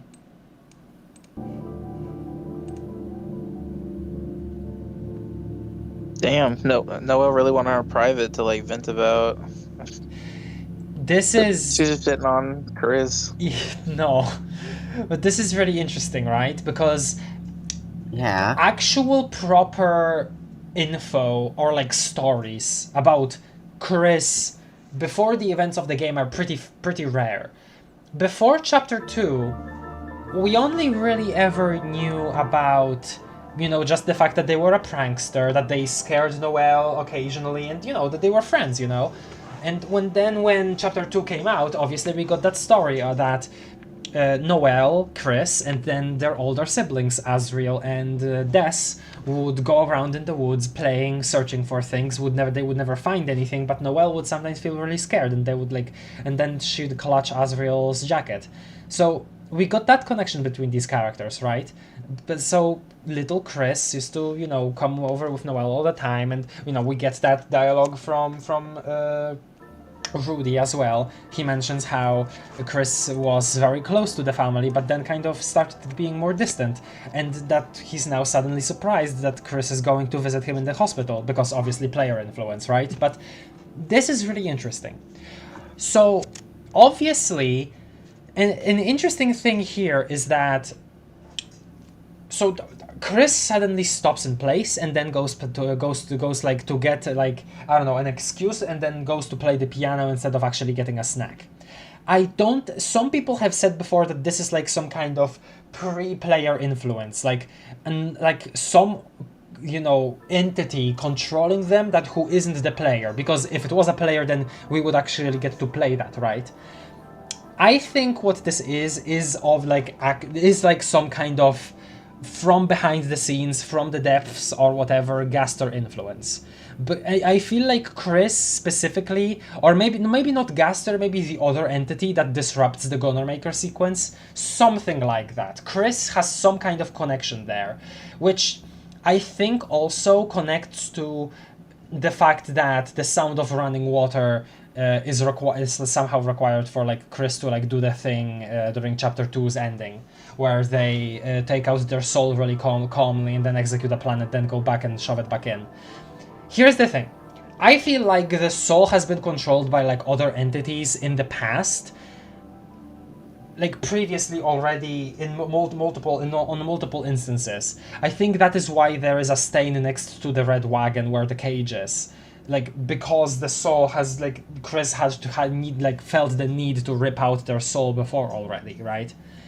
But I don't think it's in the context of, like, you know, it was a player before already. It was something else. Whether that is related to this or whether, like, that is completely unrelated, I don't know. But there is definitely something about Chris expressing themselves through piano and them not really wanting anyone to be there to listen to it. Because you are right, like, Chris does have already a birdcage and knew where to put it and knew even how to rip the soul out already by chapter 1. So, and there is the stain next to the red wagon too. Yeah, so, I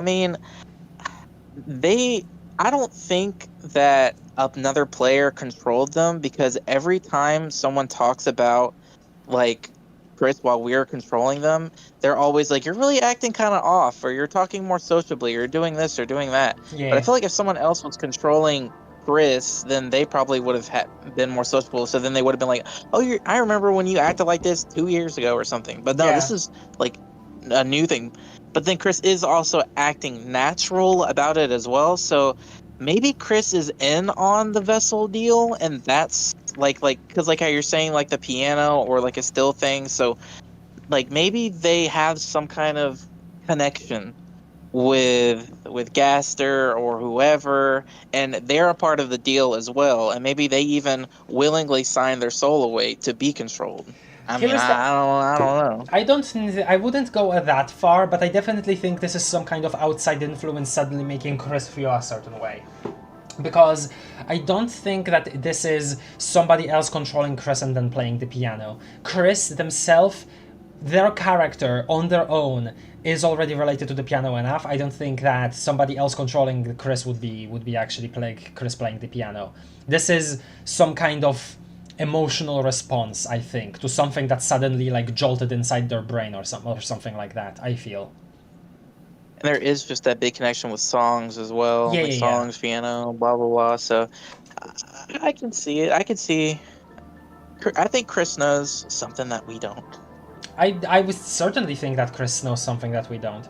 But yeah. Related to the signing your soul away thing, something that I remember after chapter 2 came out, there was like something like a month in or a couple of months in, there was like a fan-made comic that I really, really loved. That was basically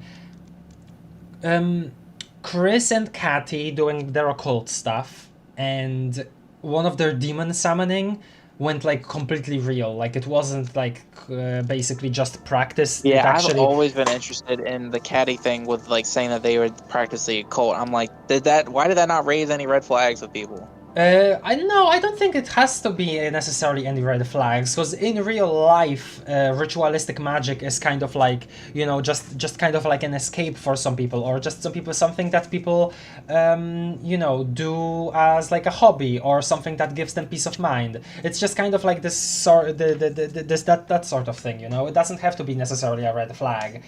And I always loved that part of it because it felt so real, right? Like, that is the only mention of real magic we have in the light world, and it is actual, like, what people IRL in today's world would call, practicing magic. I think that is actually really cool.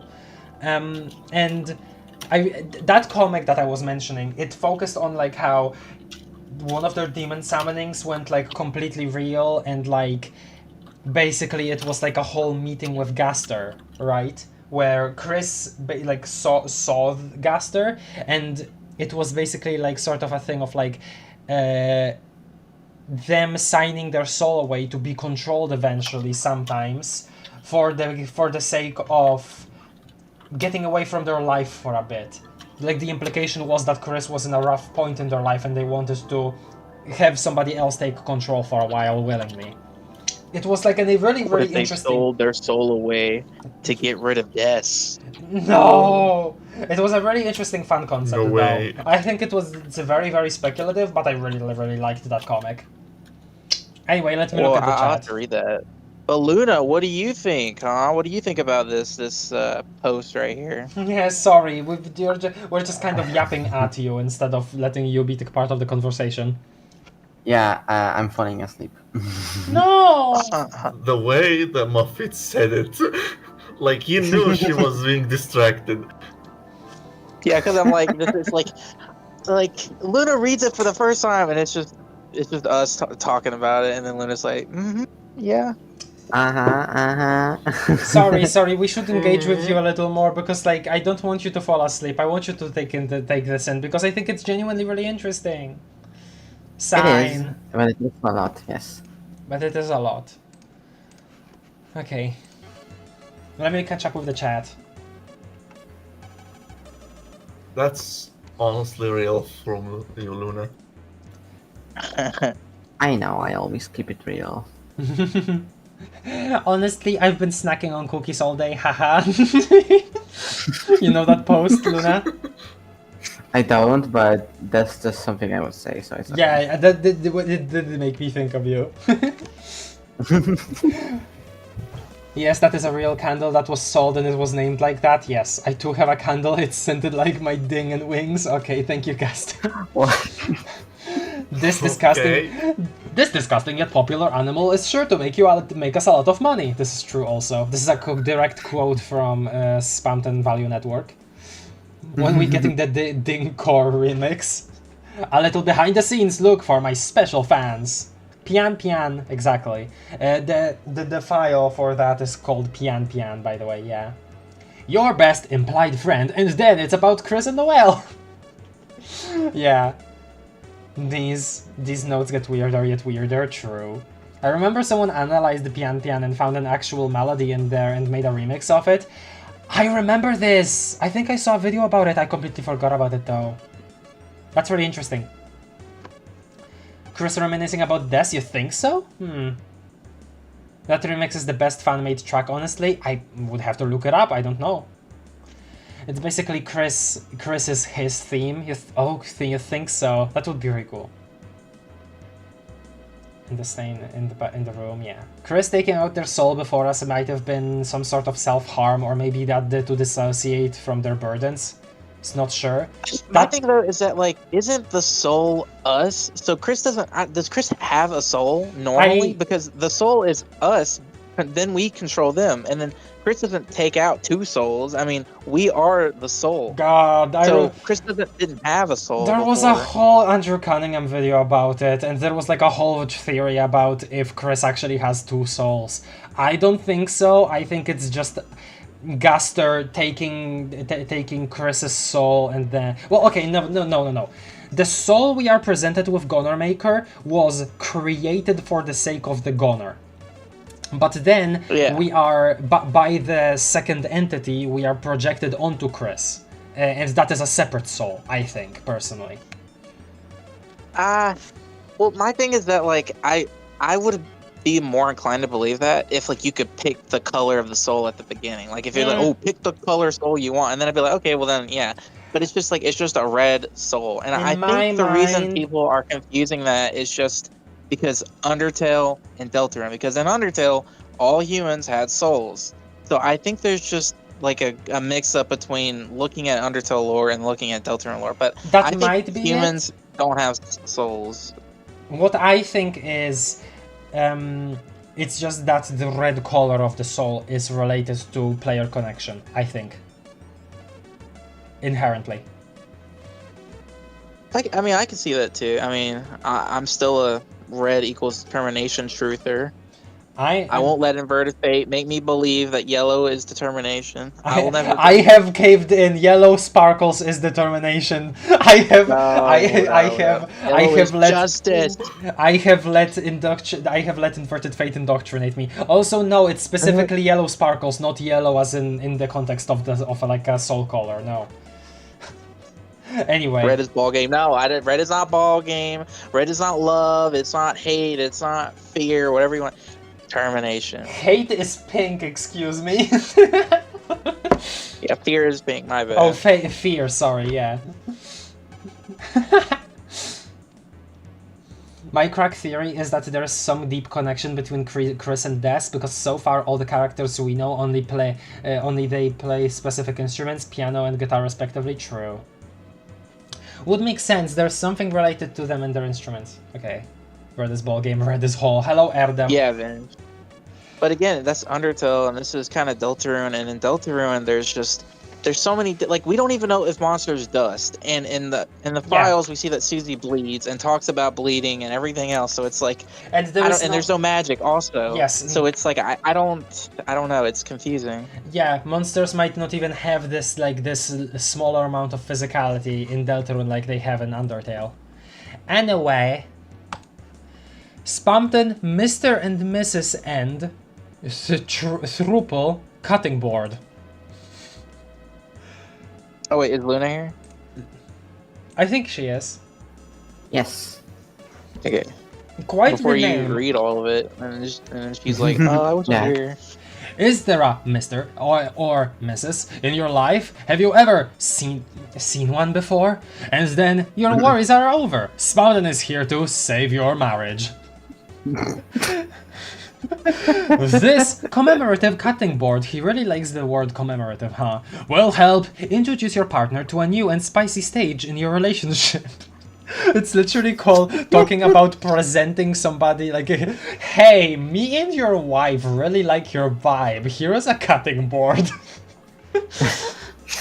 Anyway, whether you are already married, looking to immediately divorce, or need to use this to propose, not ready for the next stage yet, just use it as a threat to say Spamton's gonna be Mr. Player 3.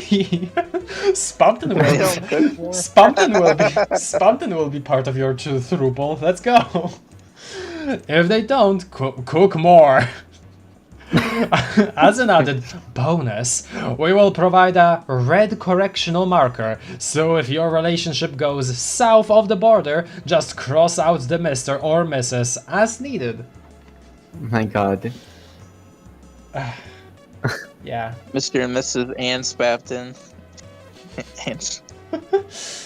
Pee-pee's bathrug.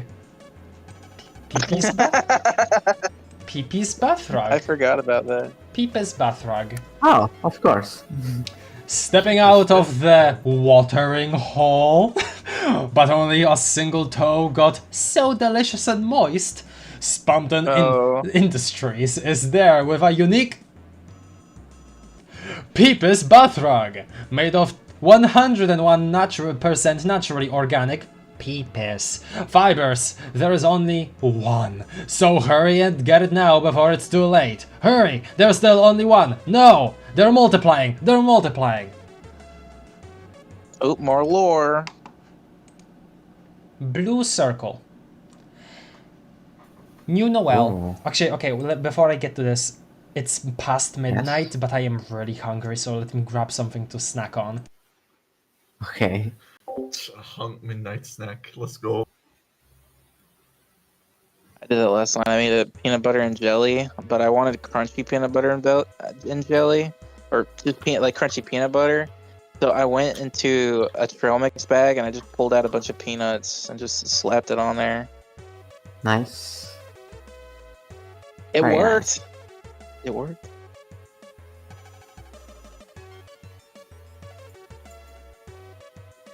I was so sad when I was watching this live and I didn't get any of the. I didn't get my answer in the Q&A, and I didn't get any of these gifts, which I didn't expect me to really, but Oh, so sad. It that's is. a shame. It is. Yeah, it is unfortunate. I wanted to ask something, but no questions ever came to mind. My mind was all blank.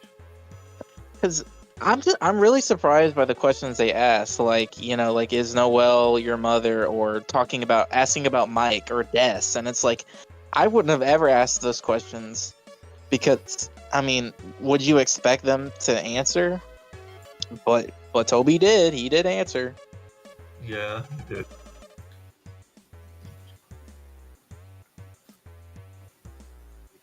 But it's strange. I don't think anyone in like our community got any of the gifts. I think we got like 4 questions answered from people that we knew, but I don't think anyone personally knows anyone that got any of these. Mhm. Which is so sad. I don't know what I wanted. Probably the heart locket is cute.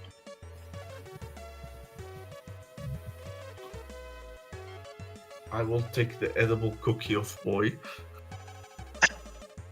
I like the every would single love piece of the- Deltarune merchandise. I would love the cat board. It's my favorite You want the so far. the Mr. and Mrs. and Spamton cutting board? Yeah, yes, that's the best one to me so far. The thing about these is, like, if you got that, you just have to immediately seal it, and you can't touch it.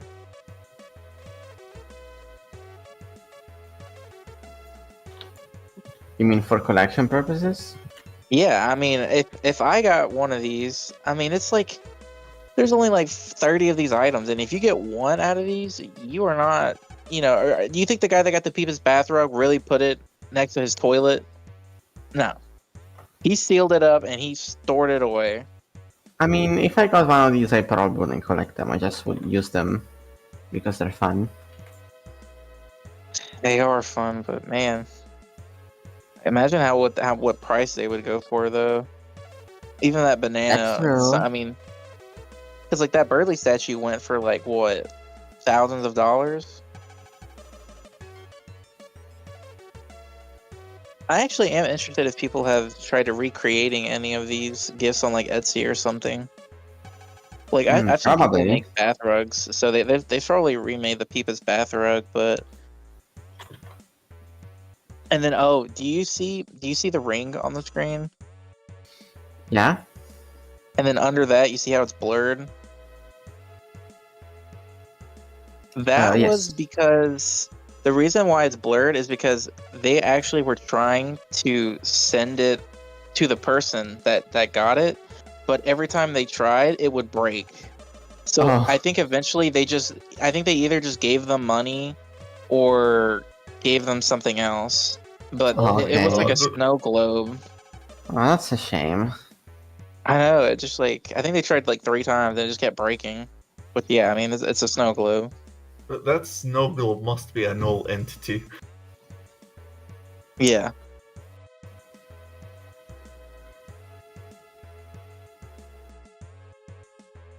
Oh, this person says it was always blurred. Yeah, but I thought, I kind of thought like they blurred it afterwards because they couldn't even send it off.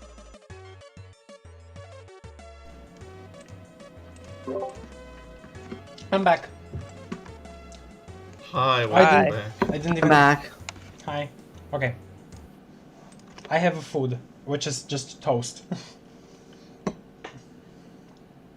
That ain't food, but it's edible. Hmm. Okay, new Noelle. I barely ever receive fan mail. No pressure, guys, XD. Aww. But just in case I ever get an email from anyone out there, I have this habit of always rendering my reading my spam mail, just in case if it's someone real. Mostly it's just weird stuff like Houchi mamas can get big too. Promise I wasn't looking at any weird sites, guys. Okay, XD. So very clearly, Spamton, right? Before we move on. This was also something that related to the whole like Spamton mom theory, right? But essentially, it was like, okay, I think in the Q&A, one of the answers from Spamton mentioned that Noel was the only one that ever read his spam mail, and I'm pretty sure the implication there is that the accidentally printed spam mail that is in the trash can in the library is Spamton, and those spam mails are specifically Noel's. She accidentally printed them out once. I think that's it. And that's why Spamton has like a special connection to Noel. I think.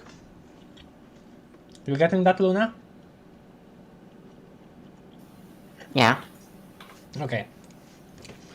But one day, one of the spams I got was nothing but random letters and numbers.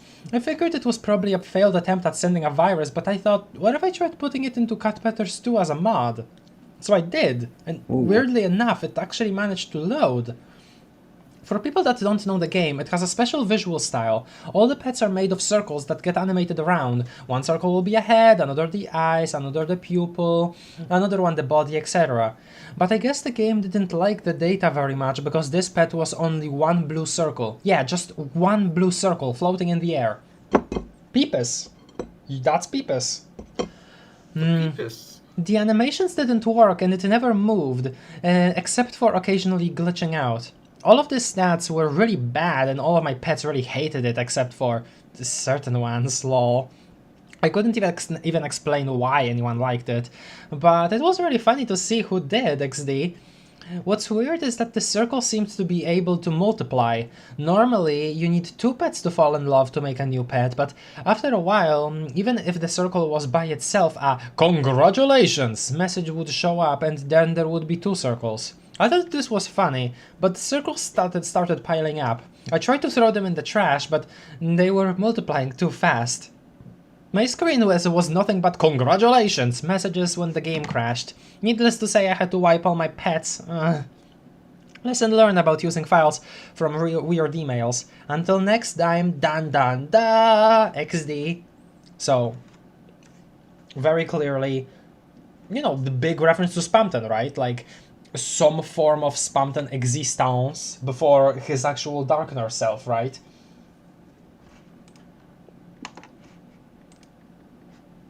Yes.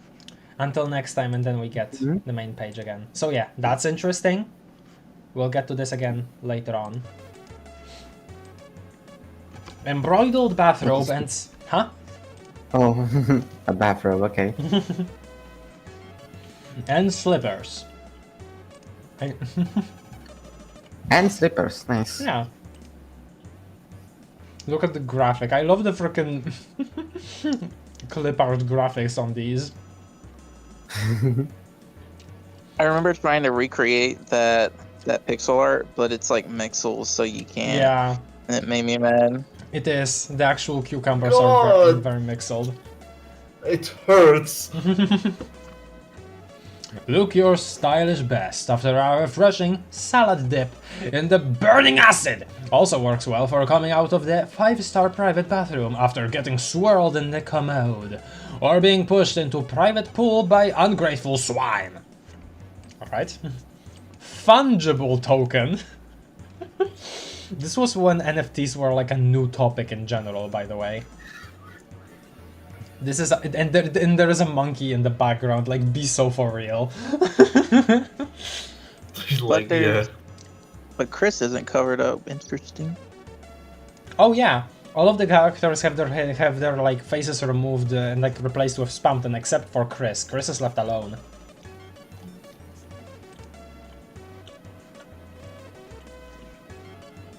We are proud to announce Spamton Fungible Token. It takes the form of a special physical inedible paper that only one person can own. That's right, and there's more. And there's more. Possessing the holy object gives you sole ownership of it. Meaning if you use its likeness in your own creative project, we will know exactly who you are when we need to sue the pants off your sorry arse. New and unique bleeding-edge technology will allow it to be Crocs compatible. Crocs compatible with all of your favorite games, such as putting it on the wall, darts, folding, and best of all, forgetting you own it. So obviously, also a reference to how people were thinking that, I don't know, some gaming-related NFTs would allow you to like have like an item in between the two different video games or whatever. It was really weird, but people were like, Yeah, the Poppy Playtime NFTs, I where you got lore. I forgot that was a thing. They like stopped that, right? Yeah, no, they stopped that after they got so much backlash. Good God. Also, I have to leave right now. Okay. Bye-bye. Oh damn. It's 5:30, so I have to leave.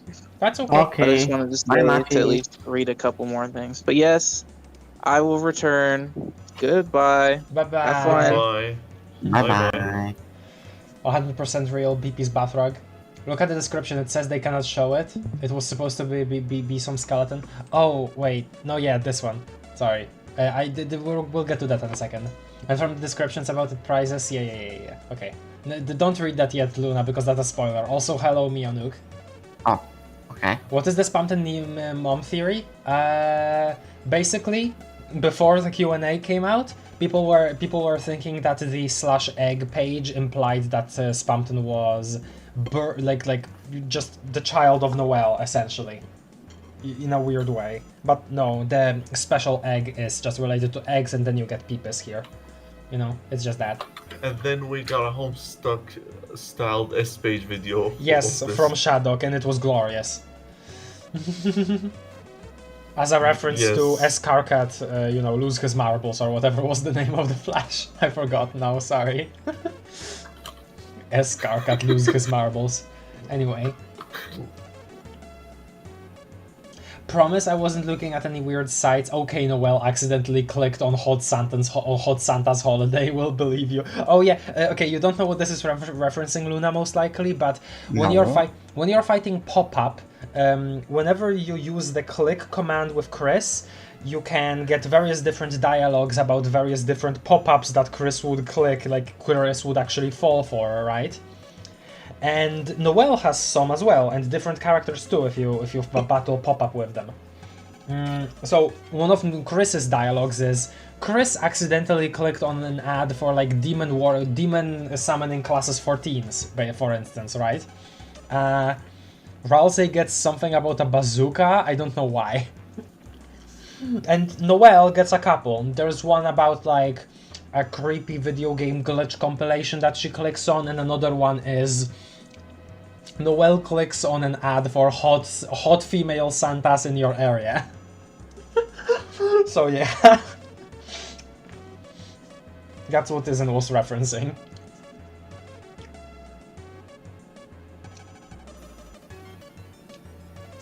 Escarcat mental breakdown, yeah, okay. Peepus Big Shot Fantasy Ship Ring. Okay, so what the Oh my hell? god. Champion 3 Peepus Spamton 97 1997. 3 Pete. Yeah, okay. Fantasy. I don't know. Random things. Weird. So how about that Peepus? How about that sport of the Peepus? I know some of you kids out there like hours of free sports entertainment, so I have got a deal that's sweet Sunday cream to any self-respecting bullnut. In this special deal, I will declare you the winner of the Peepus Championship, and you don't even have to do a single thing. Go ahead, kid, show off your big shot with this one-of-a-kind commemorative ring. Don't like it? Don't like it? You get hitched to a baseball, you snake! I don't know. Engraved wristwatch. Nothing says you are a big shot like a premium luxury watch. Antique from a rich and powerful itch. Rest assured, our merchandise is 100% authentic, faithful recreation of stolen goods. Need proof? There lies the name of the angel with the tattered wings. So, engraved wristwatch is very clearly a reference to Noel's. Oh yeah, Snake Sports. I didn't even realize that could be a reference to Jockington. Anyway, very clearly. Yeah. Do you see Noel Holiday? This is straight up supposed to be Noel's watch. Whenever you're in the Dark World and Noel is your party member, one of her armors is a royal pin from Queen, and then the other is a wristwatch, which seemingly has not changed in between the Light World and the Dark World. It's just still a wristwatch. And you can equip it on Chris. And there will be special dialogue about that in Snowgrave, where Noel notices it and points out that it's not a dream, essentially. Like, if you do that, Noel realizes early that what she did, everything she did in the Dark World was not a dream, because Chris still has her watch, which is really unnerving. And I'm pretty sure Shay was like the first person to document that. It was really cool. You can fucking steal a watch. Designed by Bulova. I don't know what that is. Probably some company. Anyway, yeah. Another Noel blog post. We're getting a lot of these. Uh-huh. Oh, yes! You've seen us reference this a bunch, Luna. This is the newest girl. Let me eat my This my one thing. is a big one. It's important. Less to deep lore and more to just the characters in general.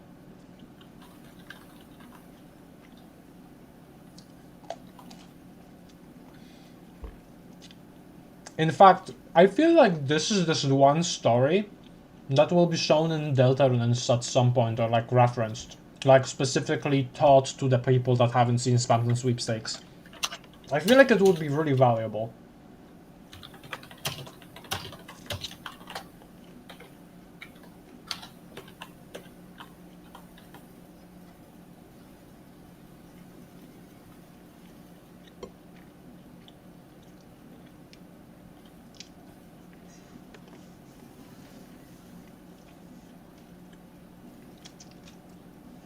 Okay. Munching. Reading Noel blog post. I think this is the final one. We'll see.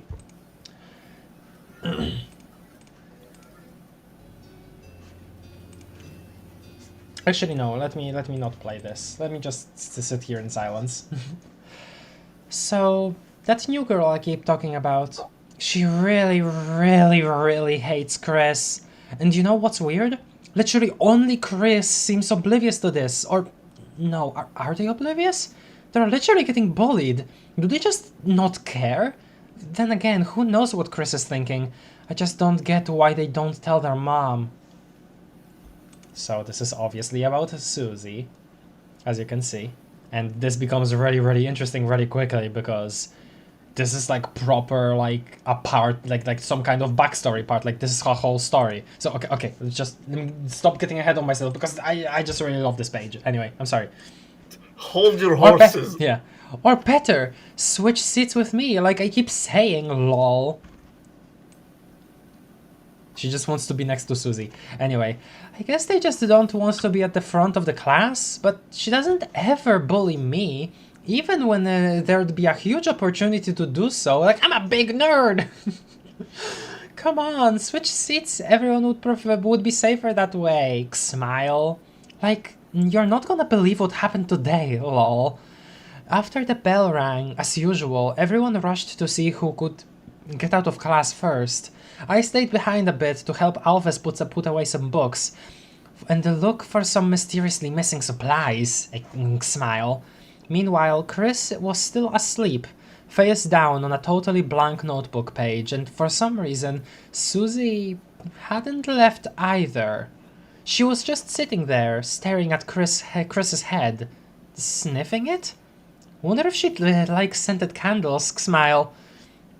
Eventually, I started to leave too, even almost said bye this time, but I was a bit worried about Chris, so I stayed outside the classroom to, watch? Smile. I had to stay totally out of sight, holiday family ninja style. So this is also another thing contributing to the whole thing of like, see again, I don't know if you remember, but when you talk to the wet-nosed bandits, aka the dogs that are in jail in chapter 2 in the light world, they tell you that before Undyne put them in jail, there was a different lady that that basically counterattacked their like whole plan to steal from the manor, which, you know, makes it seem like, okay, so Mayor Holiday, Noelle's mom, is like super proficient in like fighting apparently, it's like agile and stuff, so there is this, I suppose. Since Susie didn't like she was going to Since Susie didn't seem like she was going to do anything until she made sure I was gone. After a while, Susie got up, knocking her chair over. She jumped into Miss Alphys's seat and put her shoes up on the desk, getting dirt everywhere. I just know I'm going to have to clean that. Smile. She grabbed the apple Birdie had given Alphys a few days ago. You know, one of the ones she has literally never eaten. Smile. Held it up and started talking. Hey, idiot. Chris didn't look up. Hey, idiot! Chris still didn't look up. Chris! Chris looked up. Susie rolled her eyes and showed all of her horrible and very cool teeth. Horrible and very cool teeth. Horrible and She very just keeps cool. sprinkling the kind of stuff in there. She just keeps glazing Susie. No, don't call it. Don't mention. Don't use that word. Okay, Sorry. Sorry. Nice shampoo, apple flavor, right? Better be careful about wearing that around me. Then she bit the whole apple in half, including the core. She even ate the seeds, which contain arsenic. If you didn't know, smile. Don't eat those, Susie. Anyway, Chris didn't react, so she continued. Keep smelling like apples. You might end up like this. Chris didn't react. Bitten. She pointed to the apple. In half. There was like the most awkward silence and then snickering. But it wasn't Susie. No, it was Chris. Just barely stifling through some laugh. Did they think that was some kind of weird joke? Smile. Whatever it was, Susie must have thought she was getting made fun of because she immediately just launched the apple right at Chris. But Chris, with their gamer reaction speed, smile, held up their notebook like a shield and blocked it diagonally, bouncing it into the air, and actually caught the apple. Then took a bite out of it. Gosh, though, did that make Susie mad? You little... She ran over and grabbed Chris by the hair, staring into their face. Really close. I froze. I knew that if I didn't do anything, Chris would get hurt or worse, but something inside me just froze. I just stood there, holding my breath, and Susie kept talking. One day, your mom's gonna get sick of you, you little freak. And as soon as that happens... Susie laughed. I felt genuinely sick. Someone might make you disappear, and she'll finally realize how happy she was without you. But after all that, Chris didn't say anything at all. Susie exploded. Say something, you idiot! It felt like her voice echoed around the room forever. Then, when it finally went quiet, Chris's mouth looked like it moved. To be honest, moved so slightly, I couldn't even tell if they said something or what. But whatever it was, Susie's attitude suddenly completely changed. She let go of Chris, backing off quickly, then left the room in a hurry. She easily would have worn today's leaving first race. I really wish I could have seen her reaction, but I was so scared she would see me that I literally just jumped into my locker. Smile. In the end, all I could see through the little slats was her shape from behind, going towards the entrance of the school with her head held low. Finally, I heard the entrance door close. I sighed and suddenly all that frozen feeling I had built up in my chest flew out of my body all at once. Holy cheese and crackers! I said to myself, almost started laughing from relief. Then suddenly my locker's door flung open. Chris was standing there. I started to stutter hello, and they just slowly shut the door on me and left. Well, that just happened, lol. Smile. I ordered apple shampoo. Maybe if I wear it too, she won't bother Chris as much. Smile. Okay. Well, that just happened. What are your thoughts on that, Luna? My thoughts is that I'm so tired. I'm sorry. Gosh. So, you didn't listen to most of that, or? No, I did, and it was, well, interesting, but I was able to keep up because I am literally about to fall asleep. Man, we're so close though. Well, if you don't want to speak, I'll very quickly say this is again really interesting because it's like a specific recollection of, a story involving Chris and, a not non-possessed Chris. This is just Chris on their own. And also really interesting that Susie was targeting Chris for a very long time. I remember a theory that emerged was that it's because their relationship with Toriel, how loving Toriel is towards Chris, is like very openly seen in the school, considering that Toriel is one of the teachers. And maybe Susie was like reacting that way because of, her own past, maybe with her own parents being, mad that somebody maybe has it better. Something like that. People always theorize about like Susie having a very poor home life, And yeah, that's pretty much the gist of it. But yeah, very, very cool, I think, this entire thing. Okay. Hi. Did you take that in? Yes, I mean, yeah. I need to make I sure did. now, I sorry. did that, yes.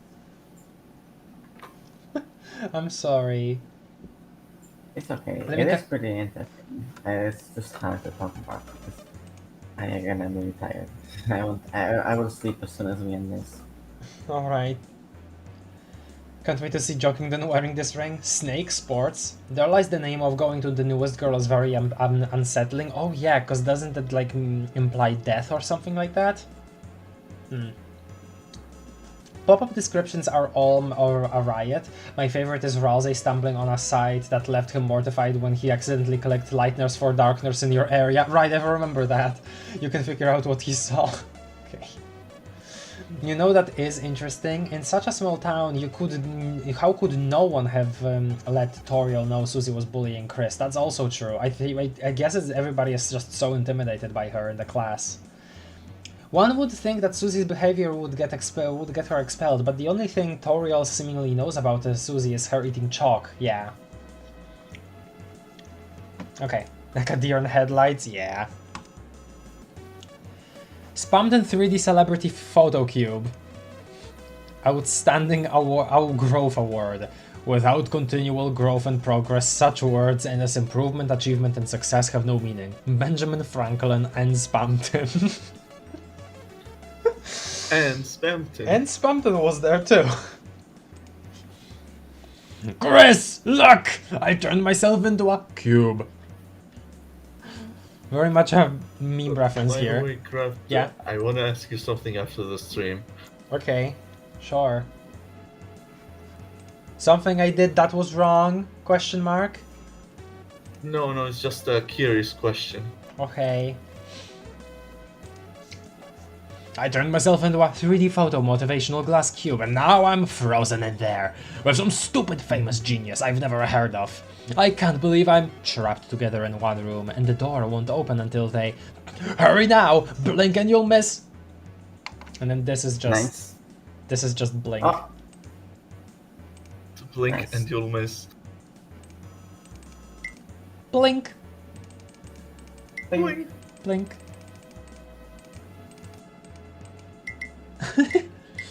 Yeah.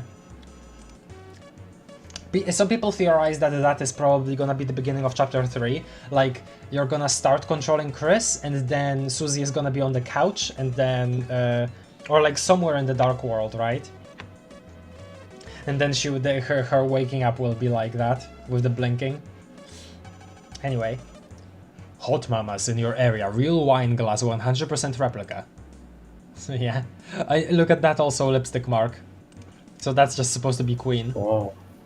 Another Nice. faithful recreation, this time of everyone's favorite all ages beverage choice. Just looking at it, your eyes can almost taste that smooth flavor of dye. Still fragrant with smoking hot R's from Her Royalty's personal collection. It will only gaining value when it becomes a special collector's item. After I replace her now! Haha! Replace her now! Haha! Yeah, so he is very, very enthusiastic about replacing Queen, which we see in Snowgrave. As a special bonus, if you break glass in case of emergency, you can have unrestricted access to the hottest second-hand kiss from any dead pharaoh for 50 miles around. Now that's value. Now that's value. Skeleton Snow Globe. value. Now, see, you expected this to be Sans. But it's actually just Jack Skellington. It's like, it's a Nightmare Before Christmas thing, completely like unchanged. And they just sold it like that. Not sold it, like put it in the sweepstakes. What better way to profess your love to Spamton than a limited edition musical Snow Globe with everybody's favorite famous skeleton? And yes, the song is of course just that top 100 hit by the classics you've come to expect. Again, making you think it's Megalovania, but no, it's Jack Skellington and probably like one of the songs from Nightmare Before Christmas. That's why we can't legally show the image right now. That's why they're coming to kill me right now. They're coming to... Beep. Every single piece of Deltarune merch you can buy. Literally just somebody just got all of this. And I think that's really neat. That's fucking crazy. How did you get here? Real wranglings. Whirligigs. What are you guys doing? We're going to go double bankrupt if you guys keep eating you too much fruitcake XP. So this is obviously a quote from Noel. So again, another thing of like the things in brackets being just taken from other places. Stop! Don't win this! You'll take it all! And also references to him, you know, being, you know, stop taking my furniture, being evicted and stuff. You'll take everything I have! Yeah, very much so a reference to that. God. Spamton engraved wedding ring. Love you. Look at that. That's Peepus. You plus Spamton on the inside. Show your devotion, your defecation to the one you love most with this commemorative ring. If you promise me your heart-shaped object, I can promise you an honest man will always be there to scream, it hurts, it hurts! What's yours is mine, and what's yours is mine. Don't like it? Don't like it? Then don't worry. Like all of my commemorative rings, just slap it on any hoochie mama and they will be yours. Which is eerily, you know, resemblant of what actually happens in Snowgrave, obviously. You just need to change your name to Spamton. It's engraved. Very interesting page here. And it's, the title is Delete This, and the URL is Damn You Tenna. This is the one and only time Tenna was mentioned before the BlueSky post in December of 2024.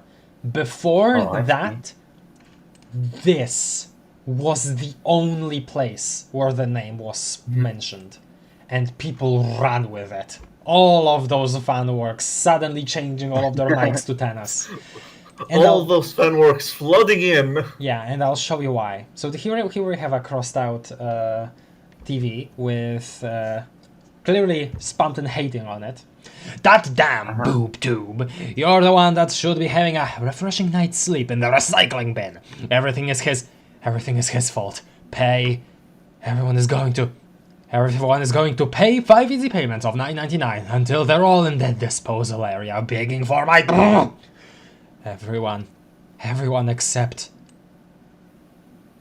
Mike. Oh, This changed Mike. the fandom's view on Mike completely. Initially, everyone's assumption was that he had some kind of resentment for Mike. Here, he has resentment for whoever this Tenna person is. And Yeah. then remorse for Mike. Everyone is gonna pay except for Mike. Something about that. I think, at least, that's what it means.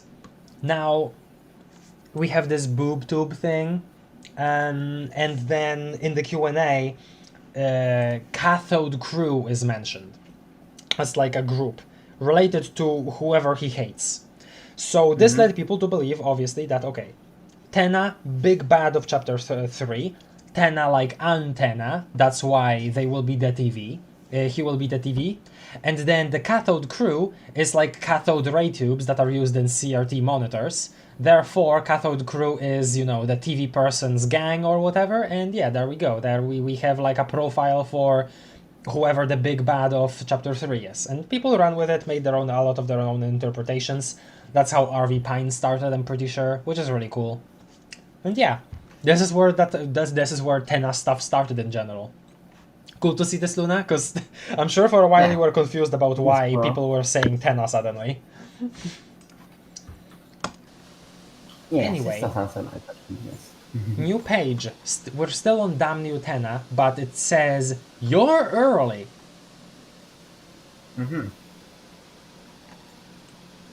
What are you doing here? You shouldn't be here.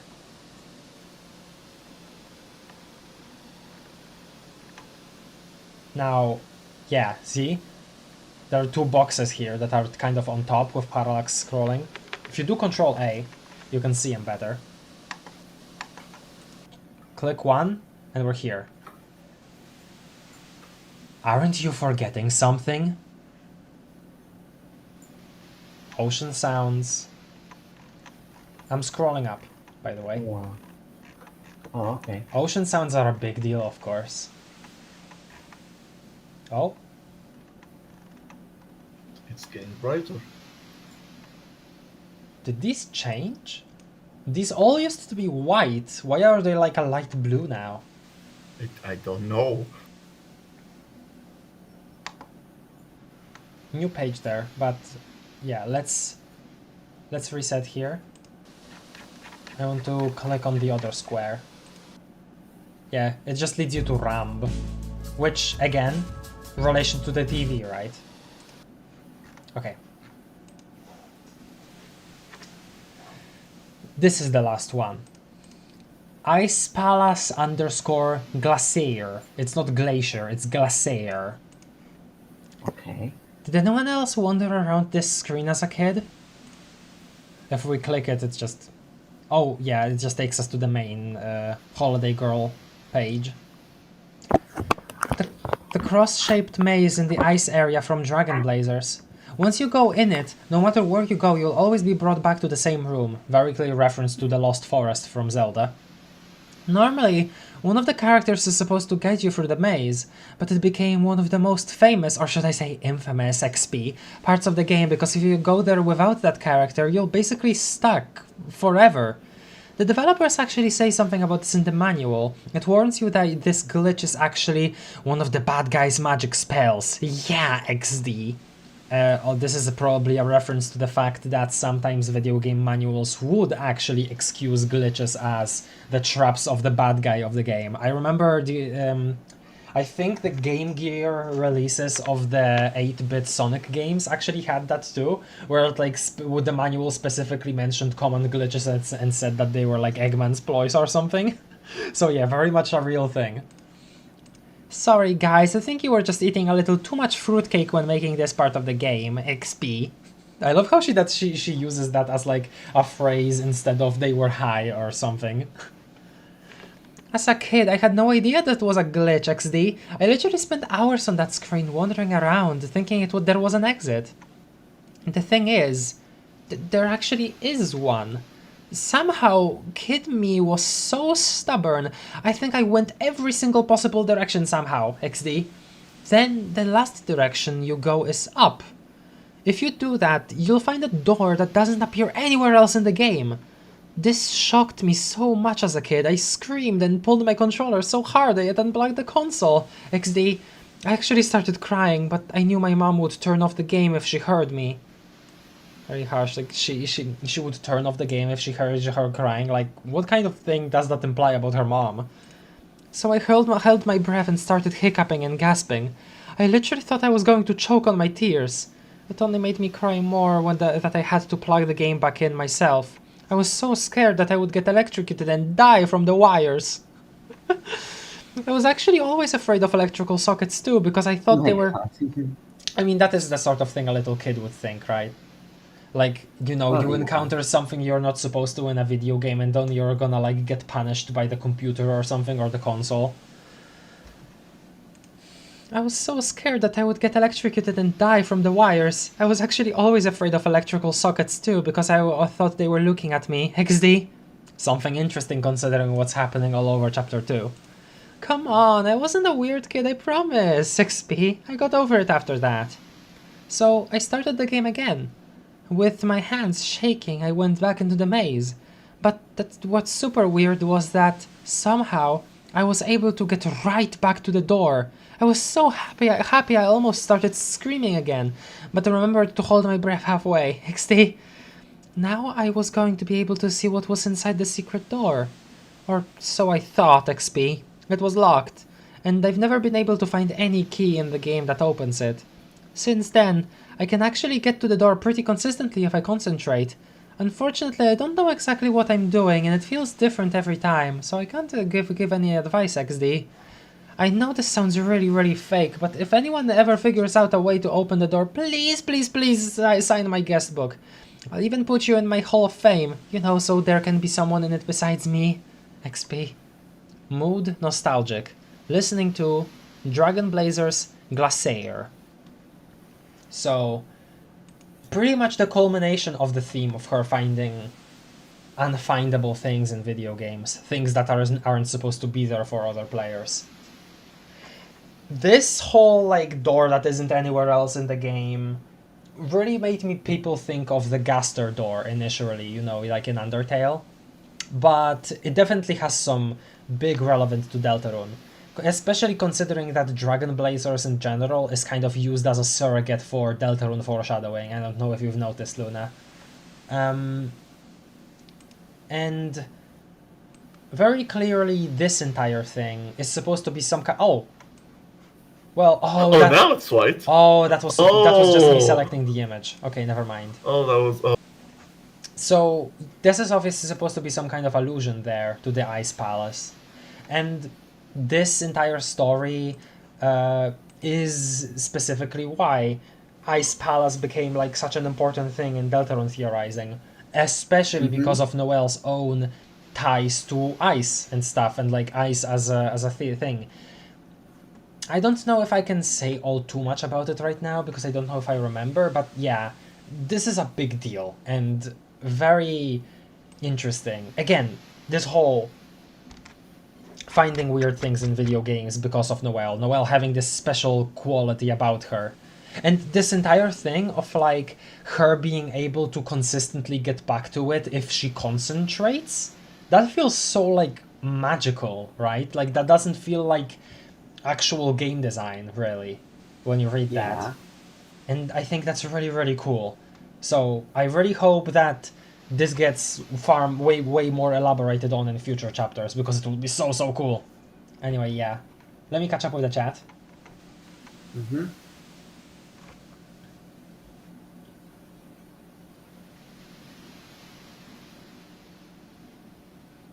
Gotta point out that in Noelle's versions they don't use the word accidentally. I don't think I know what you're talking about, Mia, sorry. Can't wait to see Jockington wearing this ring. Okay, yeah, read that already. Okay, never mind. So, Susie's behavior, yeah. And then Susie gets up and says, "God damn it, Chris, where the hell are we?" And the audience cheers. Yeah, okay. TBH, I thought it's Papyrus, not Sans. Wait, Homestuck? It's like some kind of snow engrave. Okay. Oh yeah, I remember that. Hello, May. PLUEY, huh? Oh yeah, exactly that. The first Sign My Guest book originally was an email, but then people tried to... Oh, yeah, okay, yeah. Concentrate sounds a lot like trance or something. Yeah, it does sound like she's like in a trance playing the game. Anyway, let's move on. Spamton body pillow. God. the elongated sprite and then the freaking That's butt very on good. the other The side. fucking ass. Oh, that's very good. Like any self-respecting big shot, I have an army of crazed fans who love me not just because of my massive fame, but also because of my massive arse. Have a long and refreshing sleep knowing that wanted criminals who could be right next to you and your family. Let your unhealthy attachment to your favorite salesman fester. The more you use it, the more you'll realize night sweats and rashes may occur. Call a doctor immediately. Anyway, yeah, and then, besides the Q&A, which was removed from the list, this is the last element. Spamton. Aren't you just sick of him? Why does he get all the attention? Why should he be so special? He wasn't any better than any of us. What do you think? Let's buy Spamton's silence permanently. Let's get him out of this place once and for all. Don't you think it's about time someone else got the spotlight? Or should he stay free? Let him live his lucky life. Encourage him, be happy for him. After all, are we really any better? Spamton's fate is in our hands. Very strange, but also very clearly written by the Addisons. Any of us, like, being jealous of Spamton's position, stuff like that? How this relates to this, like, theme of, you know, actually be contacting the players here through the website? No clue, but this was when basically all of the actual benefits, all of the pages, everything has been unlocked. So this was basically the last part where you could dump money. $558,924.53 voted towards freedom. You could basically dump like any money that you wanted to still donate to the charity towards either voting towards freedom or voting towards silence, and that gave us different endings in the Spamton Value Network. And yeah, 28,000 towards silence. And this is also when this Spamton Value Network came out as a thing. And yeah, it's a whole thing. I'll watch it with you at some point on our own. And most recently, the most recent patch to the website added this, or see the alternate path, Spamton Silence. And it shows us the thing that what would happen back then with a brand new rendition of Dial Tone. Everything is black and white. Spamton is gone. And the what's next button is and the what's next button is much larger, and it just links us to Ramp, which, you know, what's next? Chapter 3 is next. But yeah, this is the alternate ending as it is.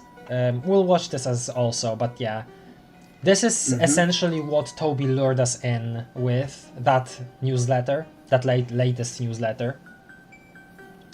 And he said essentially like, you know, we added this, but you might as well take a look around all the other pages for old time's sake. And of course that led to people discovering that they were new added pages, right? Besides just this. Yeah. Oh yeah, and look, all of Spamton's actual dialogue is also just blank. It's non-existent. Yeah, it's Spamton's silence. It's simply Spamton's silence. Anyway, yeah. They literally muted him. So that's it. I would look at the Q&A too, and I would really want to, but you really wanna just fall down, right? Like on your bed right now. Yes, please. So we'll end it here. Sorry. Thank you, everybody. Chapter 3 soon. Yeah, thank you everybody for watching. Luna, I hope that when you're a little more in your usual spirits, we'll be able to talk about this a little more in depth, even if off stream, because I really want to know your thoughts. But yeah, we'll end it here. Thank you everybody for watching. Yeah, okay. In terms of, I don't know, if you want, you can like the question of the day could be like, where were you like mentally? Like, what was your entire experience with Spamton Sweepstakes? Did you all do it late? Were you there live? What were your what was your favorite part of it all? Like just were you talking with people? Were you like sitting there yourself discovering everything? Just kind of curious about that, because I treasure my experience with Spamton Sweepstakes a lot. But yeah, I don't know how it is with different people, so I guess that's the question of the day, and I would be really curious about it. So feel free to answer if you want. If you can say something else, you can say like, I don't know, your favorite page again from Spamton Sweepstakes, your favorite bit of lore, your favorite bit of thing that has been revealed, anything. You can write anything if you want, yeah. Or you can just write Concidering, and that would be good too, for the algorithm, baby. Anyway, Concidering. Yeah. If you're still here, I appreciate it, and I would greatly appreciate if you liked the stream and you subscribed if you're new, and that would be really nice. But yeah, YouTuber speech over. Let me catch up with the last messages in the chat and we're leaving. Spamton R's. Noel's S action quotes don't actually say Noel accidentally clicked hot sentence or creepy video game glitches, just says she clicked them. Oh yeah, I remember that. I remember noticing it, but not until recently. As in, not until you said it. So yeah, thank you for noticing. Thank you for pointing out.